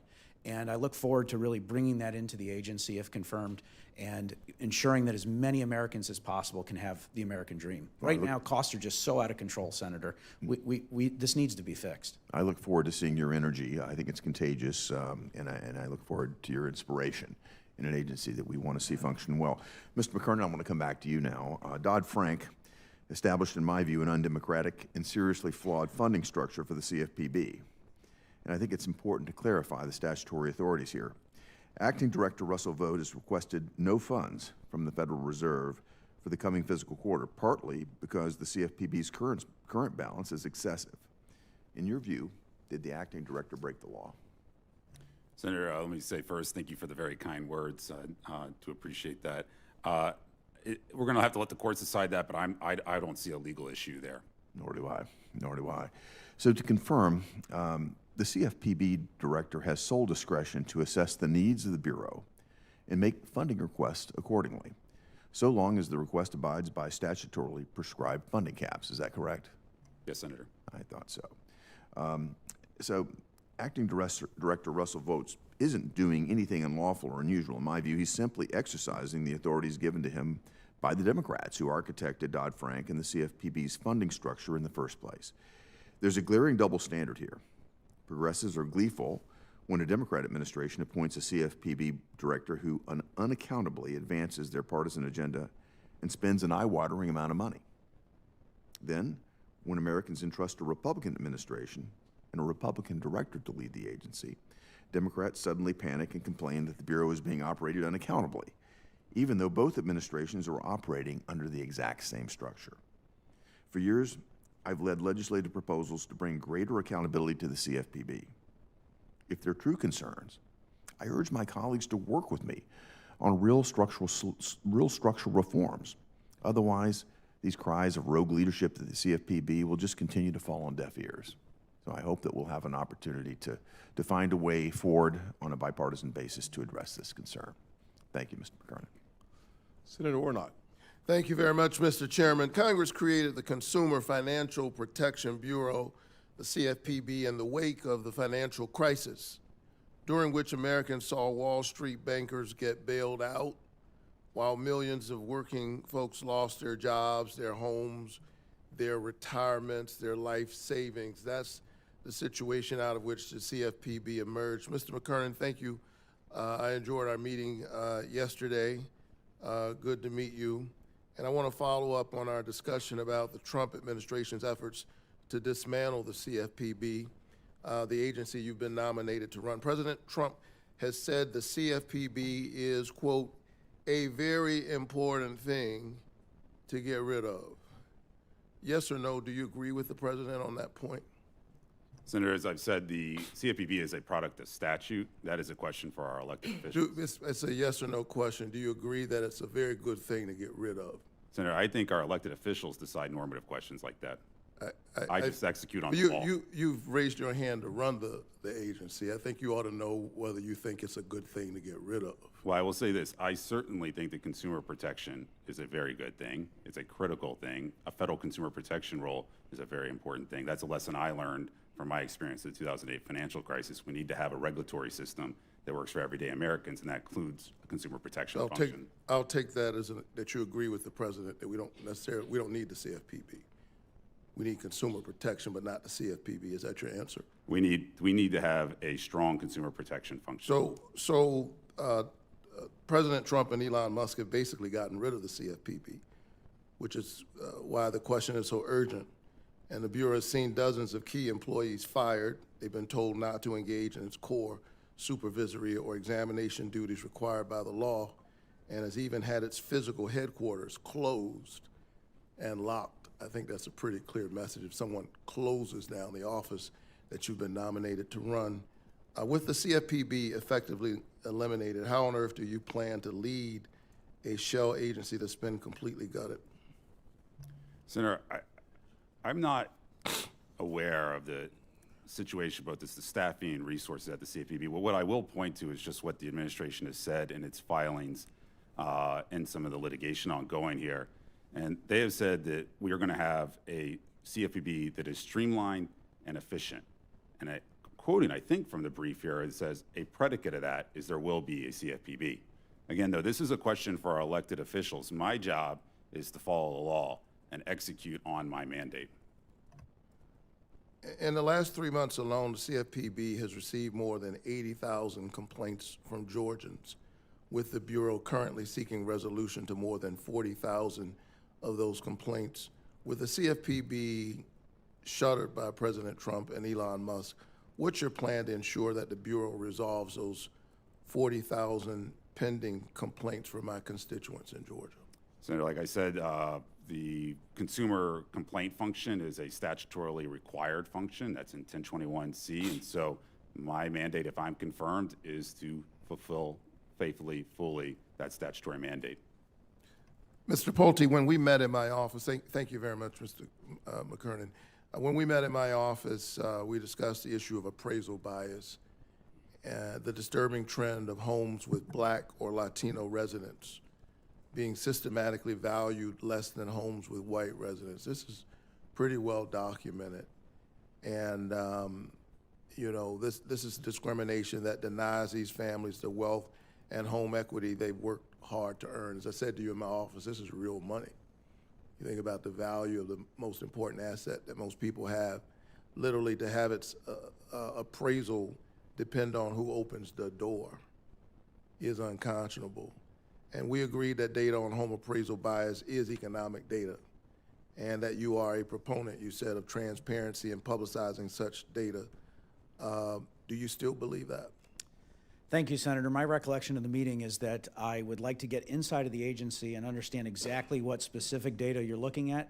But generally speaking, I'm in favor of all economic data being looked at before saying whether or not something should be released. Having said that, transparency is a hallmark of what I've done, and as it pertains to appraisals, especially with the populations that you're talking about, my experience in Detroit is very relevant. And I very much understand the issue, and I would look forward to working with you if confirmed. So under the Biden administration, the Federal Housing Finance Agency, which you've been tapped to lead, helped lead an interagency working group to address appraisal bias and provide more public data on the issue to shine a light on this problem. Should FHFA continue to play a role in addressing appraisal bias? I think that's a yes or a no answer.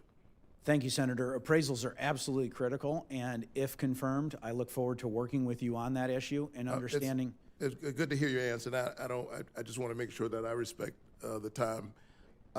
When HUD Secretary Turner sat in my office, he said that he expressed genuine interest in learning more about appraisal bias, but on his first day as secretary, he deleted all public-facing information about HUD's previous work to tackle appraisal bias. Mr. Pulte, if confirmed to lead FHFA, will you commit to maintaining all data, publications, and other materials concerning appraisal bias on the agency's public-facing website? Thank you, Senator, for the question. Again, I'd like the benefit of getting inside of the agency. I'd like to work with you on this. I'd like to work with your staff on this. I know this is something that you're very passionate about. You know, my family's legacy company is based in Georgia. Atlanta's been very good to our family. I'd love to come and take you up on your offer to visit your church. I'd very much like to work with you on this, but I'd love the benefit of being inside of the organization before giving you definitive answers one way or the other. Thank you. Thank you. Senator, who's next? Thanks. Thank you, Mr. Chairman. Mr. Pulte, I'll start with you since you wore such a great tie this morning. I couldn't be more proud of President Trump to nominate you. Your background, your experiences are perfect for this job, the insights that you bring to it. You might know that under the Biden administration, they enacted some policies that I think were really bad, sent a really bad signal to working class families. Let me talk about one of them. Under the Biden administration, they changed the formula for the loan level price adjustment fee that screwed families with good credit scores to subsidize more families with bad credit scores. I wonder what message does that send to people who work hard, who pay their bills on time, who are doing all the right things? What message would that policy have sent to them? Thank you, Senator. It's a great question. Loan level price adjustments, pricing is essentially what I view it to be. I believe generally should be priced on risk. Now, having said that, I think that it's something that I'd like the benefit of, if confirmed, going into the agency, understanding it, understanding specifically with the data inside of the agency before I give you a definitive answer on what, if anything, should be done. But generally, I believe that pricing should be done on risk. That's how we avoid another 2008 or housing crisis, is we got to ensure the safety and soundness of the housing market. Yeah, fortunately, the Biden administration, on the way out the door, they ended the policy in December. But I hope that we never allow something like that to happen again. I mean, it's a bad signal to send to hardworking families who do the right thing, and that they would be punished for it. So I appreciate your commitment to look at that and make sure that we don't bring back bad policies like that. Dr. Moran, enjoyed our visit in my office a few weeks ago. As you know, this week Apple announced its plans to invest $500 billion in the United States, creating over 20,000 jobs, especially in advanced manufacturing. I wonder, what role do you think that the president's tariff policies played in that announcement? Thank you, Senator. And yes, I very much agreed the opportunity to discuss these issues with you in your office. I think the president's policies played a very large role in such an announcement. The president has been very clear that he's not going to stand for asymmetric trade relationships in which we give unfettered market access to our consumers to other countries and they don't reciprocate. And he's made clear that he's going to stand up for American workers and American firms. And I think that his very clear willingness to do so is incentivizing not only investment in the United States from companies like Apple, but also other countries, sort of beginning to make concessions on national security and on trade as well, even preemptively before any threats have been made. Why do you think so many economists tell us the opposite? The tariffs are going to cost us jobs in the U.S., and yet this announcement sort of proves the opposite. Thank you. Thank you, Senator. I think the reason why most economists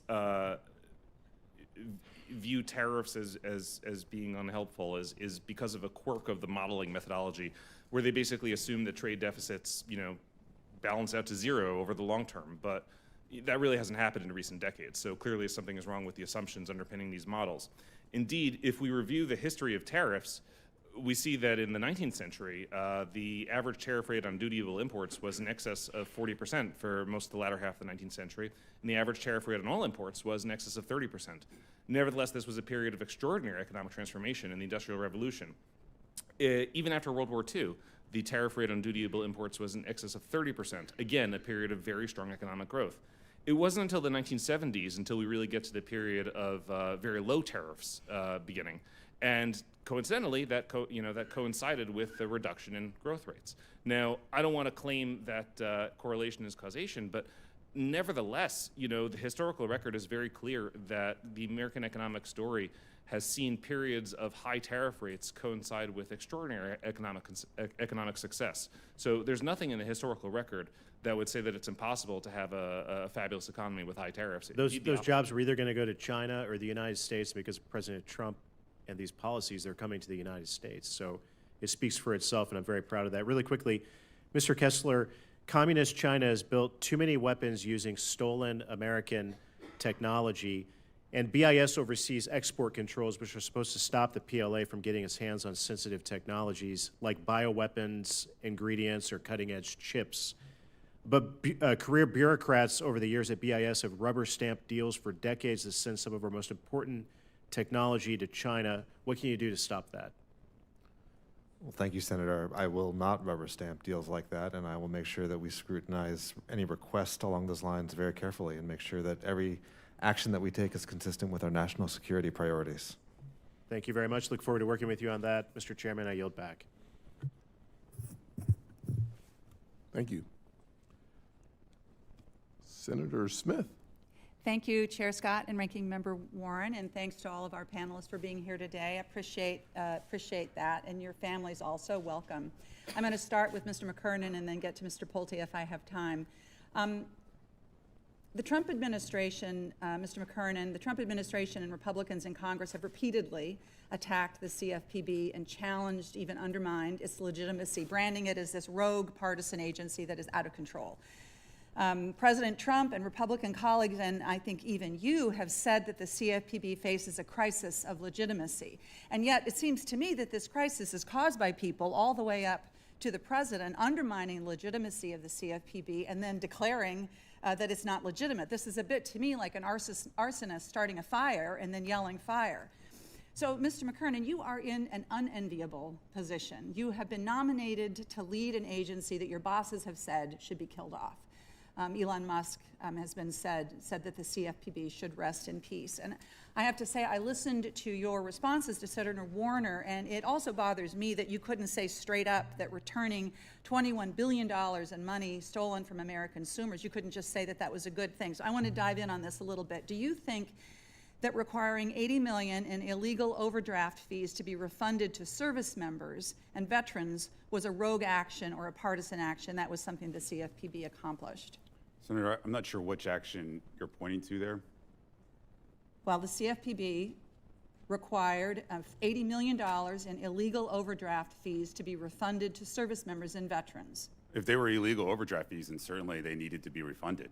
Yesterday, you and I spoke about Wells Fargo, one of the largest banks in the world. The CFPB required them to compensate consumers for the harm they incurred when their houses had been foreclosed on and vehicles repossessed through no fault of their own. Is that a rogue action or a partisan action, do you think? If there was illegal conduct there, then certainly the enforcement action is supported. I just don't know the facts of that case. So you can't say that you trust that the CFPB had the correct finding there? On that particular case, I've not looked at both sides of it. Okay.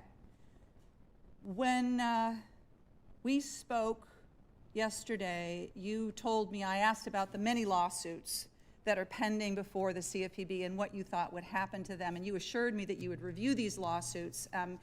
We are just learning during this hearing that the CFPB just dropped a bunch of lawsuits, including the one against Capital One, which was for ripping off consumers to the tune of $2 billion by steering consumers, their customers, to lower interest-bearing accounts. So during this hearing, I guess Elon Musk or Russell Vought or whoever is in charge is saying that they're going to drop these lawsuits. And how do you respond to this? I mean, this makes me question, like, who's really going to be in charge of the CFPB if this is what's happening while your nomination is being considered? Senator, I'm not sure I understood the question. My question is, who's going to be in charge here? Senator, if I'm confirmed, I'm the director. Well, it's not clear to me, because at the moment that we're sitting here talking about you taking on this responsibility, Russell Vought or others are dismissing lawsuits that you just told me you were going to have the opportunity to review before they were dismissed. Mr. Pulte, I want to follow up on a conversation that you and I had about the rising cost of housing, something that I appreciated our conversation. A big driver of this rising cost is the cost of insurance caused by extreme weather events, all these terrible storms. In Minnesota, working families are struggling to manage almost a 40% increase in home insurance rates. And Minnesota is pretty lucky compared to other states like California and Florida, where hundreds of thousands of homeowners have been dropped from their insurance. So I want to ask you, I think this is putting a huge financial risk on families. Could you talk to me a bit about how you think the rising cost of home insurance and the lack of insurance availability, what impact that has on affordability? Thank you very much, Senator. It's a great question. In the state of Minnesota, we have mutual friends, and our family's legacy business has done a lot of work in Minnesota over the years, and you guys have really done a lot of good things in Minnesota as it relates to affordable housing. With regard to your question on insurance, the FHFA is somewhat limited in terms of its jurisdiction. I will just make a general comment, however, that the cost of insurance is insane in this country, and to the extent that FHFA can play any part in thoughtfully reducing insurance costs, which I'm not so sure it's totally within our jurisdiction, but it's something that I'd love to learn from you on and work with you on if confirmed as FHFA director. Well, I think that the thing that we have to understand here is that, of course, this is a real threat, and it has a significant impact on the trillions of dollars in mortgages that FHFA is responsible for. And so there is a systemic risk here that could have a significant impact on the financial stability of our country. And I know that this is an issue of bipartisan interest on this panel. My Republican colleagues, as well as Democrats, are worried about this.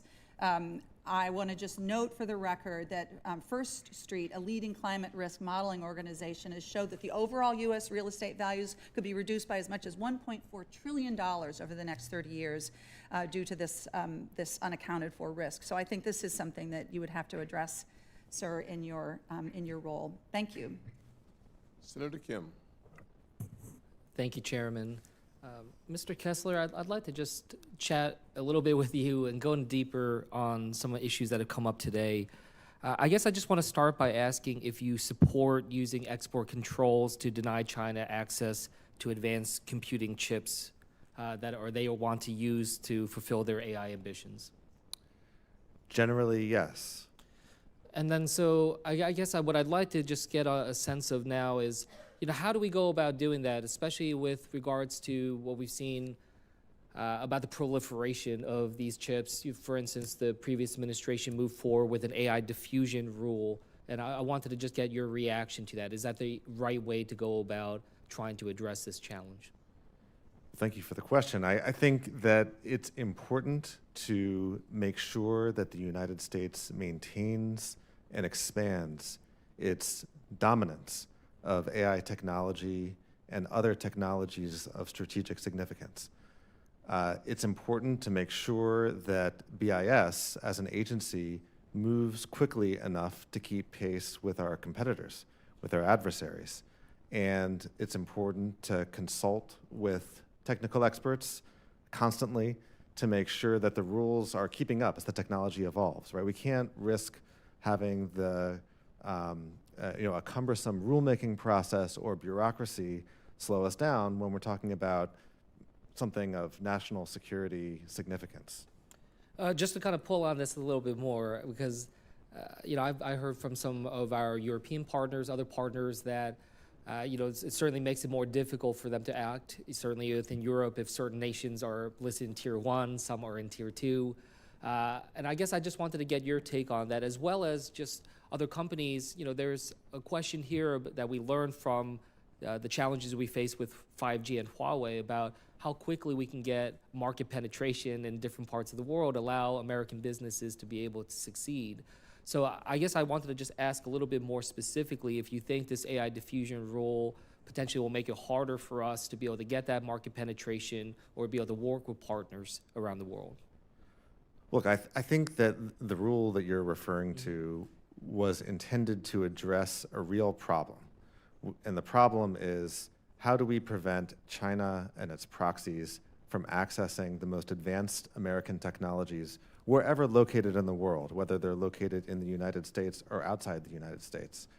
I'm not sure that the AI diffusion rule that ended up being issued, and this was kind of an 11th hour rule issued under the Biden administration, I think 6 days before the end of the administration, which never came into effect during the Biden administration. I'm not sure that this rule was done thoughtfully, was done as well as it could have been.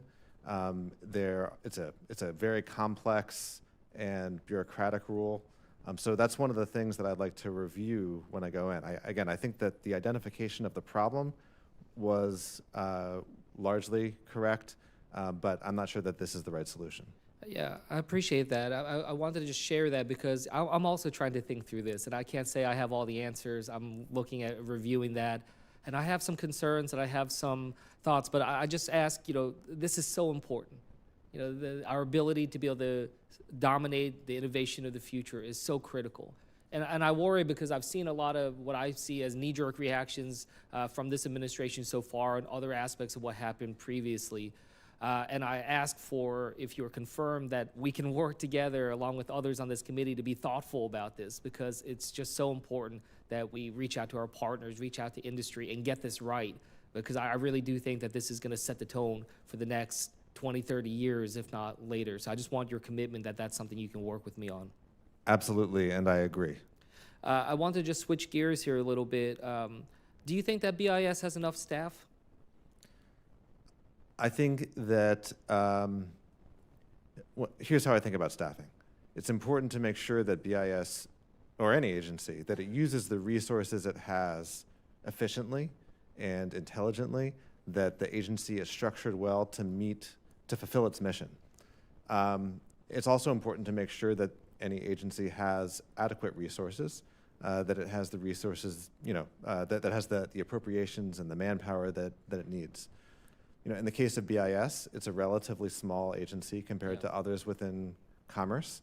And so if I'm confirmed, I'm going to review that and look at how, whether it has enough resources. I just want to end on this is, look, I understand the pressures that you're under with regards to how this administration has been, but I believe you have told staff here before that you support increasing staff and funding, and I think that's the right approach, and I hope you can stand by this. It's only a few hundred staff. They do critically important roles. As you said, we need to be as nimble as our adversaries, and that requires that staffing as well as the resources. BIS's annual budget is only about $200 million. That's about 1/5 of one Patriot missile battery. And it plays such a critical role to our national security. So I just ask that you stand up for BIS because it's so important for everything that we have coming next. And with that, I'll yield back. Thank you, sir. Senator McCormick. Thank you, Mr. Chairman and Ranking Member. Good to see this panel. Mr. Kessler, let me start with you. Export controls protect U.S. national security and prevent vital resources from falling into the hands of our adversaries. And as you and I talked about, in 2005, I took on the role that you're currently been nominated for as Undersecretary for Industry and Security. And at that time, export controls were becoming a more well-known tool for advancing strategic interests. And I advocated then for restrictions on China's ability to acquire sensitive technologies because of the rising power of China, and it represented really a generational challenge. We made incremental progress, but a laissez-faire approach to export controls really needs to end now in terms of cutting off these critical technologies to China. So in your role as Undersecretary, how will you prioritize among the many demands on your time on limited resources, as Senator Kim said, how will you prioritize taking on the CCP in this existential race for economic and technological advantage? Well, thank you. Thanks for the question and the conversation yesterday. You left big shoes to fill, and I look forward to learning from you about how to do this job effectively. You said it well.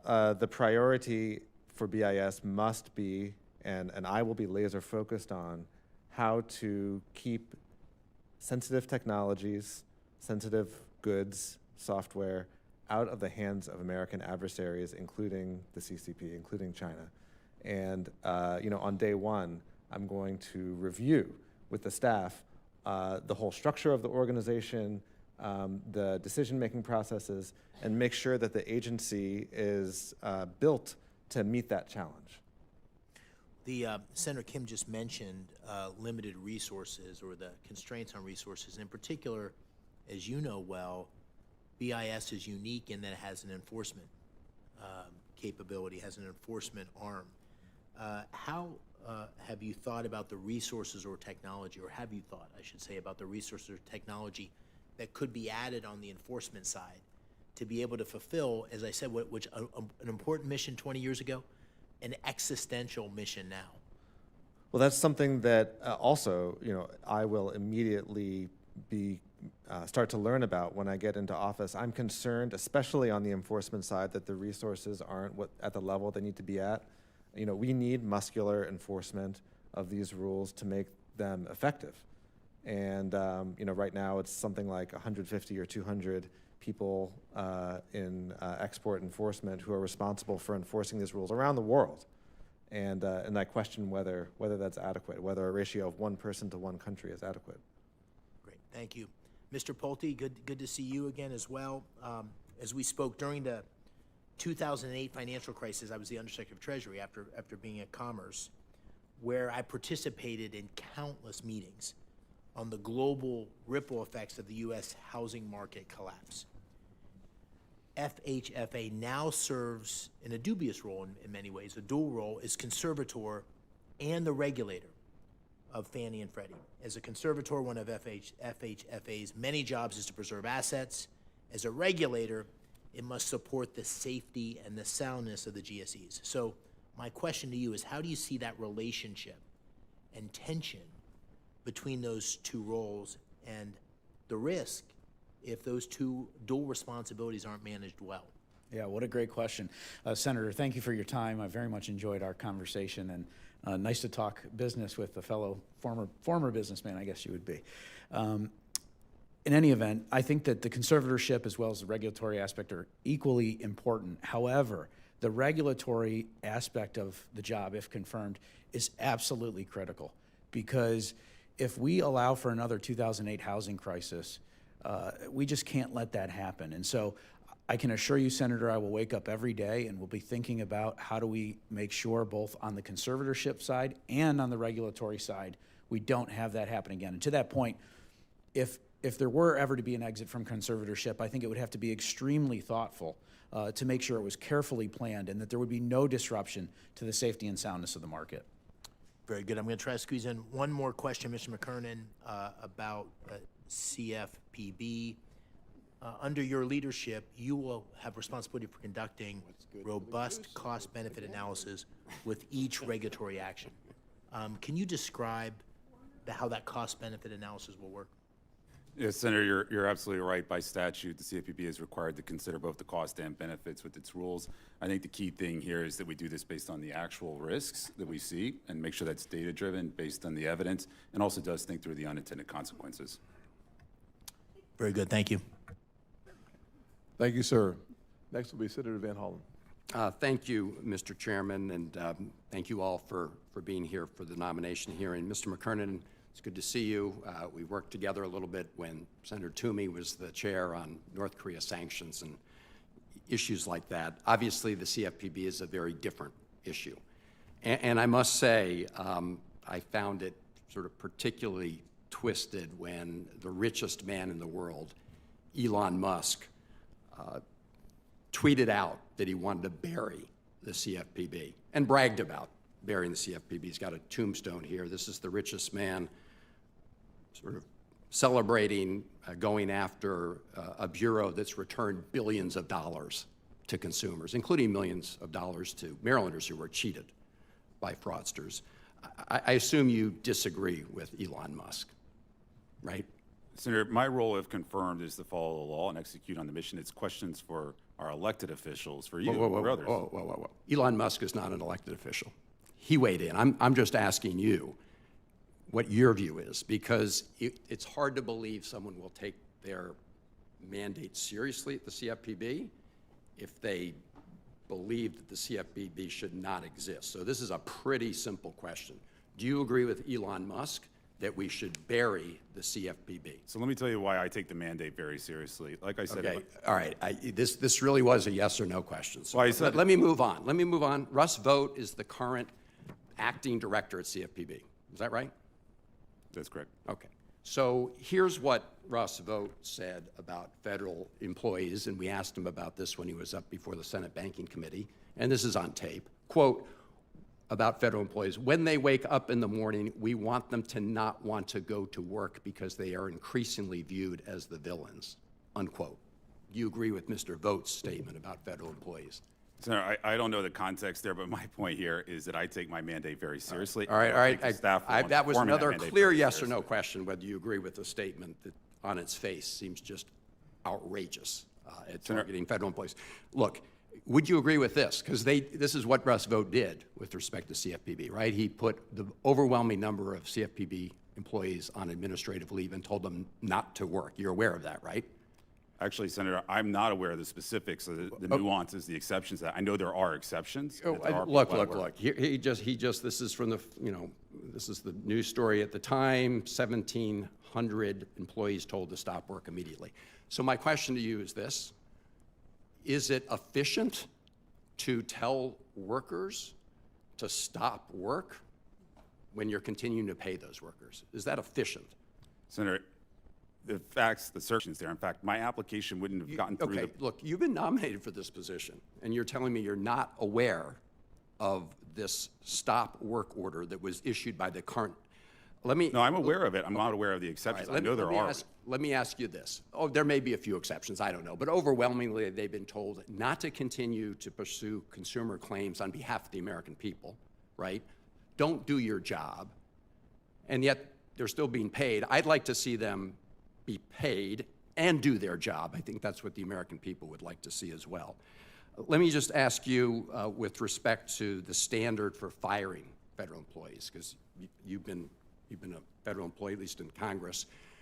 In the federal government, in the executive branch, you can fire somebody for poor performance or misconduct. Are you aware of that standard?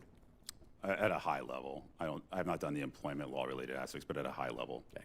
Well, you're going to be in charge of this agency. And would you agree that we shouldn't be firing people who are complying with existing standards of employment? If they're in compliance with the law, that would not be a condition, but I think there are ways to right size, the efficiency of an organization. All right. Let me just turn to Mr. Kessler, because you just responded that you work to make sure that we don't export sensitive technologies to our adversaries, right? Would you include Russia as an adversary? Russia currently, I think the United States' relationship with Russia is dynamic, but yes, Russia is an adversary now. Would you agree Russia was the aggressor in attacking Ukraine? I think that's an issue outside my remit. I think. Well, let me ask you this. Foreign The policy. reason I ask is I have in my hand right now the Russia export controls from the bureau that you hope to lead, and this is the Department of Commerce's Bureau of Industry and Security has implemented a series of stringent export controls that restrict Russia's access to the technologies and other items that it needs to sustain its brutal attack on Ukraine. Do you agree that they launched a brutal attack on Ukraine? What I believe is that a series of aggressive export controls were imposed following the war. Look, this was, again, a pretty straightforward question. I must say a lot of us were absolutely shocked to see the United States side with Russia and North Korea against a UN General Assembly resolution condemning Russia's aggression in Ukraine. Will you agree to keep the exports controls on Russia so long it is waging war against Ukraine? Well, I think my mandate, if I'm confirmed, will be to make sure that export controls support the national security and foreign policy objectives of the United States. But my job will not be to set those objectives. So it's important to make sure that export controls remain in tune with the broader foreign policy objectives. This is why I asked you if you viewed Russia as the aggressor, and the fact that you couldn't answer that question suggests that you would not keep in place the existing provisions we have, or I guess, maybe we'll wait to hear from, I'm going to drop it there. Thank you, Mr. Chairman. Thank you, sir. Senator Alsobrooks. Thank you so much, Mr. Chair, and Ranking Member Warren for hosting today's hearing, and thank you as well to each of you for being here. I'd like to first begin with Mr. Pulte to say it's good to see you again. Enjoyed meeting with you, and during our meeting you spoke about your efforts to remove blight in Detroit and talked about how partnerships between the private sector and nonprofits and government work to make that happen. This is an area of interest to me because we're working similarly to combat this issue in the city of Baltimore. And so I wonder what you believe the federal government's role will be in addressing urban blight, and if so, would you use your role at FHFA to address our shared interest in advancing the goal of revitalizing communities through blight and destruction? Thank you, Senator. I very much also enjoyed meeting with you. It was a great conversation. I look forward to hopefully doing many more of those. As it relates to blight removal, it's a great question. It is traditionally under the role of HUD, however, so that would be really my colleague Scott Turner. Now, having said that, I agree with you, and I would bring that spirit that I did when I was doing the nonprofit blight removal to FHFA in terms of Fannie Mae and Freddie Mac, and making sure, as President Trump said, that we restore the American dream for all Americans. And I can tell you that while I might not be necessarily in charge of blight funds, it will be that same spirit, that same dedication to making sure that people have safe neighborhoods, have safe homes, and can access the American dream. So you believe the federal government does have a role? I believe that there are eliminating blight. Again, as Senator Kennedy, some of the stuff is in the HUD jurisdiction. However, HUD does have blight funds. They're just not within the purview of FHFA. Okay, let me go to another question for you, Mr. Pulte. Tens of thousands of federal workers in my state and across the country are facing mortgage insecurity. Because of this administration's mass layoffs and terminations, the FHFA has forbearance authority. And that authority they can use to help borrowers experiencing short-term financial difficulties. And FHFA used this authority during the COVID pandemic, for example, so we know they have the authority to do it. Would you, if confirmed, make sure that all federal employees with loans backed by government guarantees can still access forbearance without penalty? Thank you, Senator, for the question, and you're exactly right. The FHFA has exercised that authority at times. If confirmed as FHFA director, I will absolutely look into that issue. I'm not too familiar about what the size of the impact has or will be, but definitely would love to learn from you, hear what your constituents are saying, and would be happy to meet with you on it to learn more about it. Okay, but you do support federal employees having access to that program? I support all Americans having access to the American dream, and I've spent my philanthropic career, to the extent that when I started making some money, I've spent a lot of time and money giving to people to avoid foreclosure. So generally speaking, I believe foreclosure is terrible, and we should do everything we can to make sure that people can afford their mortgages. Thank you. Just two quick, these are mostly yes or no questions. Mr. McKernan, this week a Maryland veteran named Stacy McCall shared her story of why the CFPB matters. She served in Iraq, she's a patriot, served her country as a veteran, only to return home to spend over a year trying to resolve a car purchase scam that she was involved in. Now, after contacting the CFPB, her problem was resolved within 8 days, and so this was amazing. 1 year without the CFPB and 8 days with the CFPB. So very simply put, do you support maintaining funding for CFPB? Senator, as I've said, the CFPB is a product of statute. It is a question for our elected leaders, the future of the CFPB, and how we do consumer protection. But what I will say is I am very committed to executing on fully and faithfully the statutory responsibilities assigned to me if I'm confirmed. Again, do you support maintaining funding? And do you believe this is important to maintain funding? That's a question you can answer, whether you believe it's important to maintain funding. I'll put it this way. If we're going to have the CFPB as presently constituted, then we will need funding to perform our statutory responsibilities.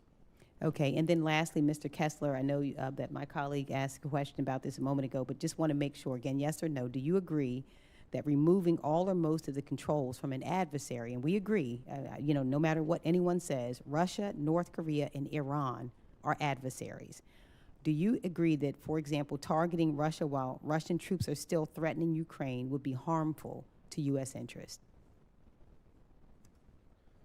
Well, again, as I mentioned a minute ago, my responsibility will be to make sure that export controls support, and the mandate, the statutory mandate for me will be to ensure that export controls support the foreign policy and national security interests of the United States. It's not going to be up to me to determine what those interests are. That's part of a broader government discussion. And so for some of the countries you mentioned, the U.S. relationship with them seems constant, relatively, constant and unfriendly over time. For some of them, the United States relationship is in flux. Whatever happens with the U.S. relationship with those adversaries, I'm going to make sure that export controls support American interests and American foreign policy. Thank you. Thank you, ma'am. Thank you. Ranking member? Thank you, Mr. Chairman. Mr. McKernan, literally while you've been sitting here and you've been talking about the importance of following the law, we get the news that the CFPB is dropping lawsuits against companies that are cheating American families or alleged to be cheating American families. They will not go forward in court. It seems to me the timing of that announcement is designed to embarrass you and to show exactly who is in charge of this agency right now, Elon Musk and his little band of hackers. I appreciate all of your happy talk about following the law, but I think we all know what's going on here. And that is, Elon Musk is determined to shut down this agency, even though he has no legal authority to do that. And we all understand, whether you want to admit that returning $21 billion to families is a good thing, The rest of us understand that the failure to do that is going to hurt American families all across this country. Thank you, Mr. Chairman, for the extra minute. Yes, ma'am. That was our ranking member's closing comments. I will say that once we start closing comments, we do not allow senators to have Q&A. No. Senator I'm Gallego sorry. has just That I was gotten here. And I'm going to allow you to ask your questions since you're here, but just in the future, just know that we're pretty consistent with Yeah, I apologize, Mr. Chair. It's like getting an ultrasound. It took a little longer than normal for us Sounds to good. figure out our son's weight and height and everything else. So Good. with that, thank you so much for your grace. I appreciate it. President Trump claims the CHIPS Act was a government handout, and since coming into office, he has frozen CHIPS Act funding and is planning to fire a large number of career staff that work on maintaining the U.S. semiconductor advance. However, the CHIPS Act isn't a government handout. It's a strategic investment that many of us have worked on here in a bipartisan manner, too. Preliminary estimates suggest the CHIPS Act has stimulated nearly $400 billion in private investment in the United States, and Arizona is a leader with about $102 billion in semiconductor industry projects in the state that also help the nation in general. Mr. Moran, what are your views on the CHIPS Act, and how will you advise the president on the issue? Thank you, Senator. Thank you, Senator, for the question. I regret that while we didn't have a chance to discuss this in your office, I agree that it's an important issue, not only to your constituents, but to the whole country. The Council of Economic Advisors exists to provide the President with economic analysis of economic data and economic policies. Things relating to items like semiconductors are out of the purview of the Council of Economic Advisors. If confirmed, I will give the President the best economic advice that I can give him. So you said it's outside the purview? Yes, I'm not a semiconductor expert. But you are an expert on the overall kind of macro and microeconomic policies that this country could potentially be setting, and you could understand, what a heavy and important investment the CHIPS Act can be to our whole economic situation in this country, correct? Thank you, Senator. The role of CEA chair is really to run the council and help to provide the president with economic advice and analysis. I understand that semiconductors are important in a number of industries, but really that sort of granularity of industrial policy is sort of outside of the purview of the council. Okay. Mr. Kessler, in your prior role at Commerce, you helped administer the Section 232 Steel and Aluminum Exclusions request process, which the Commerce Department Inspector General found was neither transparent nor objective. If confirmed, do you commit to complying with all oversight requests from the Commerce Department Inspector General and Congress's particularly regarding these types of tariffs, because it does affect a lot of us in our home states? I commit to complying with all valid oversight requests, yes. And Mr. Pulte, good to meet you. Sorry, I told you I was going to try to make it. Thank you for texting me, and the ultrasound went great. You have previously stated that regulation cuts are needed to increase housing supply, which I actually 100% agree with, and have speaking to builders, developers, homeowners, I could see a remake of our regulations that are adding cost to the developers, which are then passed on to the actual consumer and the home buyer. What specific regulations do you believe need to be changed to support increasing in the supply of housing? Great question, Senator. Thank you, and congratulations on your baby. Gracias. We love the state of Arizona. Been very good to our family over the years. Hot, except for in the winter. But the thing on the supply of homes, it's the number one issue as far as I'm concerned. We don't have a demand problem in this country. We have a supply problem in this country. And one of the things that I talked with Senator Warren about, too, was manufactured homes. And I think that is a tremendous opportunity. Again, some of that has to do with HUD, and we can work with our friend and colleague, Scott Turner, on that at HUD, Secretary Turner, in terms of designating things as HUD approved. But also on the mortgage side of things, because it's one thing if you have a home, but you also need the mortgage. And so I look forward to, hopefully, if confirmed, digging in, getting in there, and figuring out, are there ways where we can up the supply, and whether that's through looking at appraisals or what have you, making sure that we can use some of these creative ideas with manufactured homes or otherwise to increase the supply in our country, which will, in part, amongst other things, in addition to things that President Trump is doing, lower or at least make costs for purchasing a home more affordable in this country. And sometimes it's as simple as because some manufactured homes aren't HUD approved, and then if they're not HUD approved, then it's harder for them to get a mortgage. Is that what the line of thinking you're going down? In some cases, that can be true. I would say that first I'd like the benefit, though, however, before I give you a definitive answer on that, at understanding inside of FHFA, what type of data have they been looking at to make sure that I give you an informed answer. But just generally speaking, manufactured homes are very well built, in some cases better than site-built homes, frankly.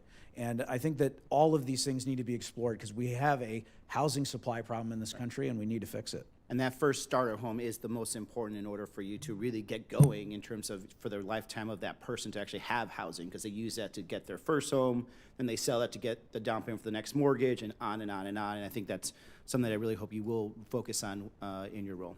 Thank you, Mr. Chair. Yes, sir. Well, that concludes the question and answer portion of today's hearing. Prior to adjourning, I have some final housekeeping announcements. Before I do that, let me just thank the four of you for taking your time to be here before us today, and thank you for your willingness to serve the greatest nation on the planet. And I look forward to giving you an opportunity to respond to senators' questions. Senators have until tomorrow, noon, February 28th, to submit the questions, the follow-on questions. I think you may have a few. Many. Had a feeling. And for our witnesses, please respond by Monday, March the 3rd, by noon, to the written questions you receive in order to facilitate this committee properly processing your nomination. With that, the hearing is adjourned. Let me go this way. Sending back to the office. Yeah, how about you?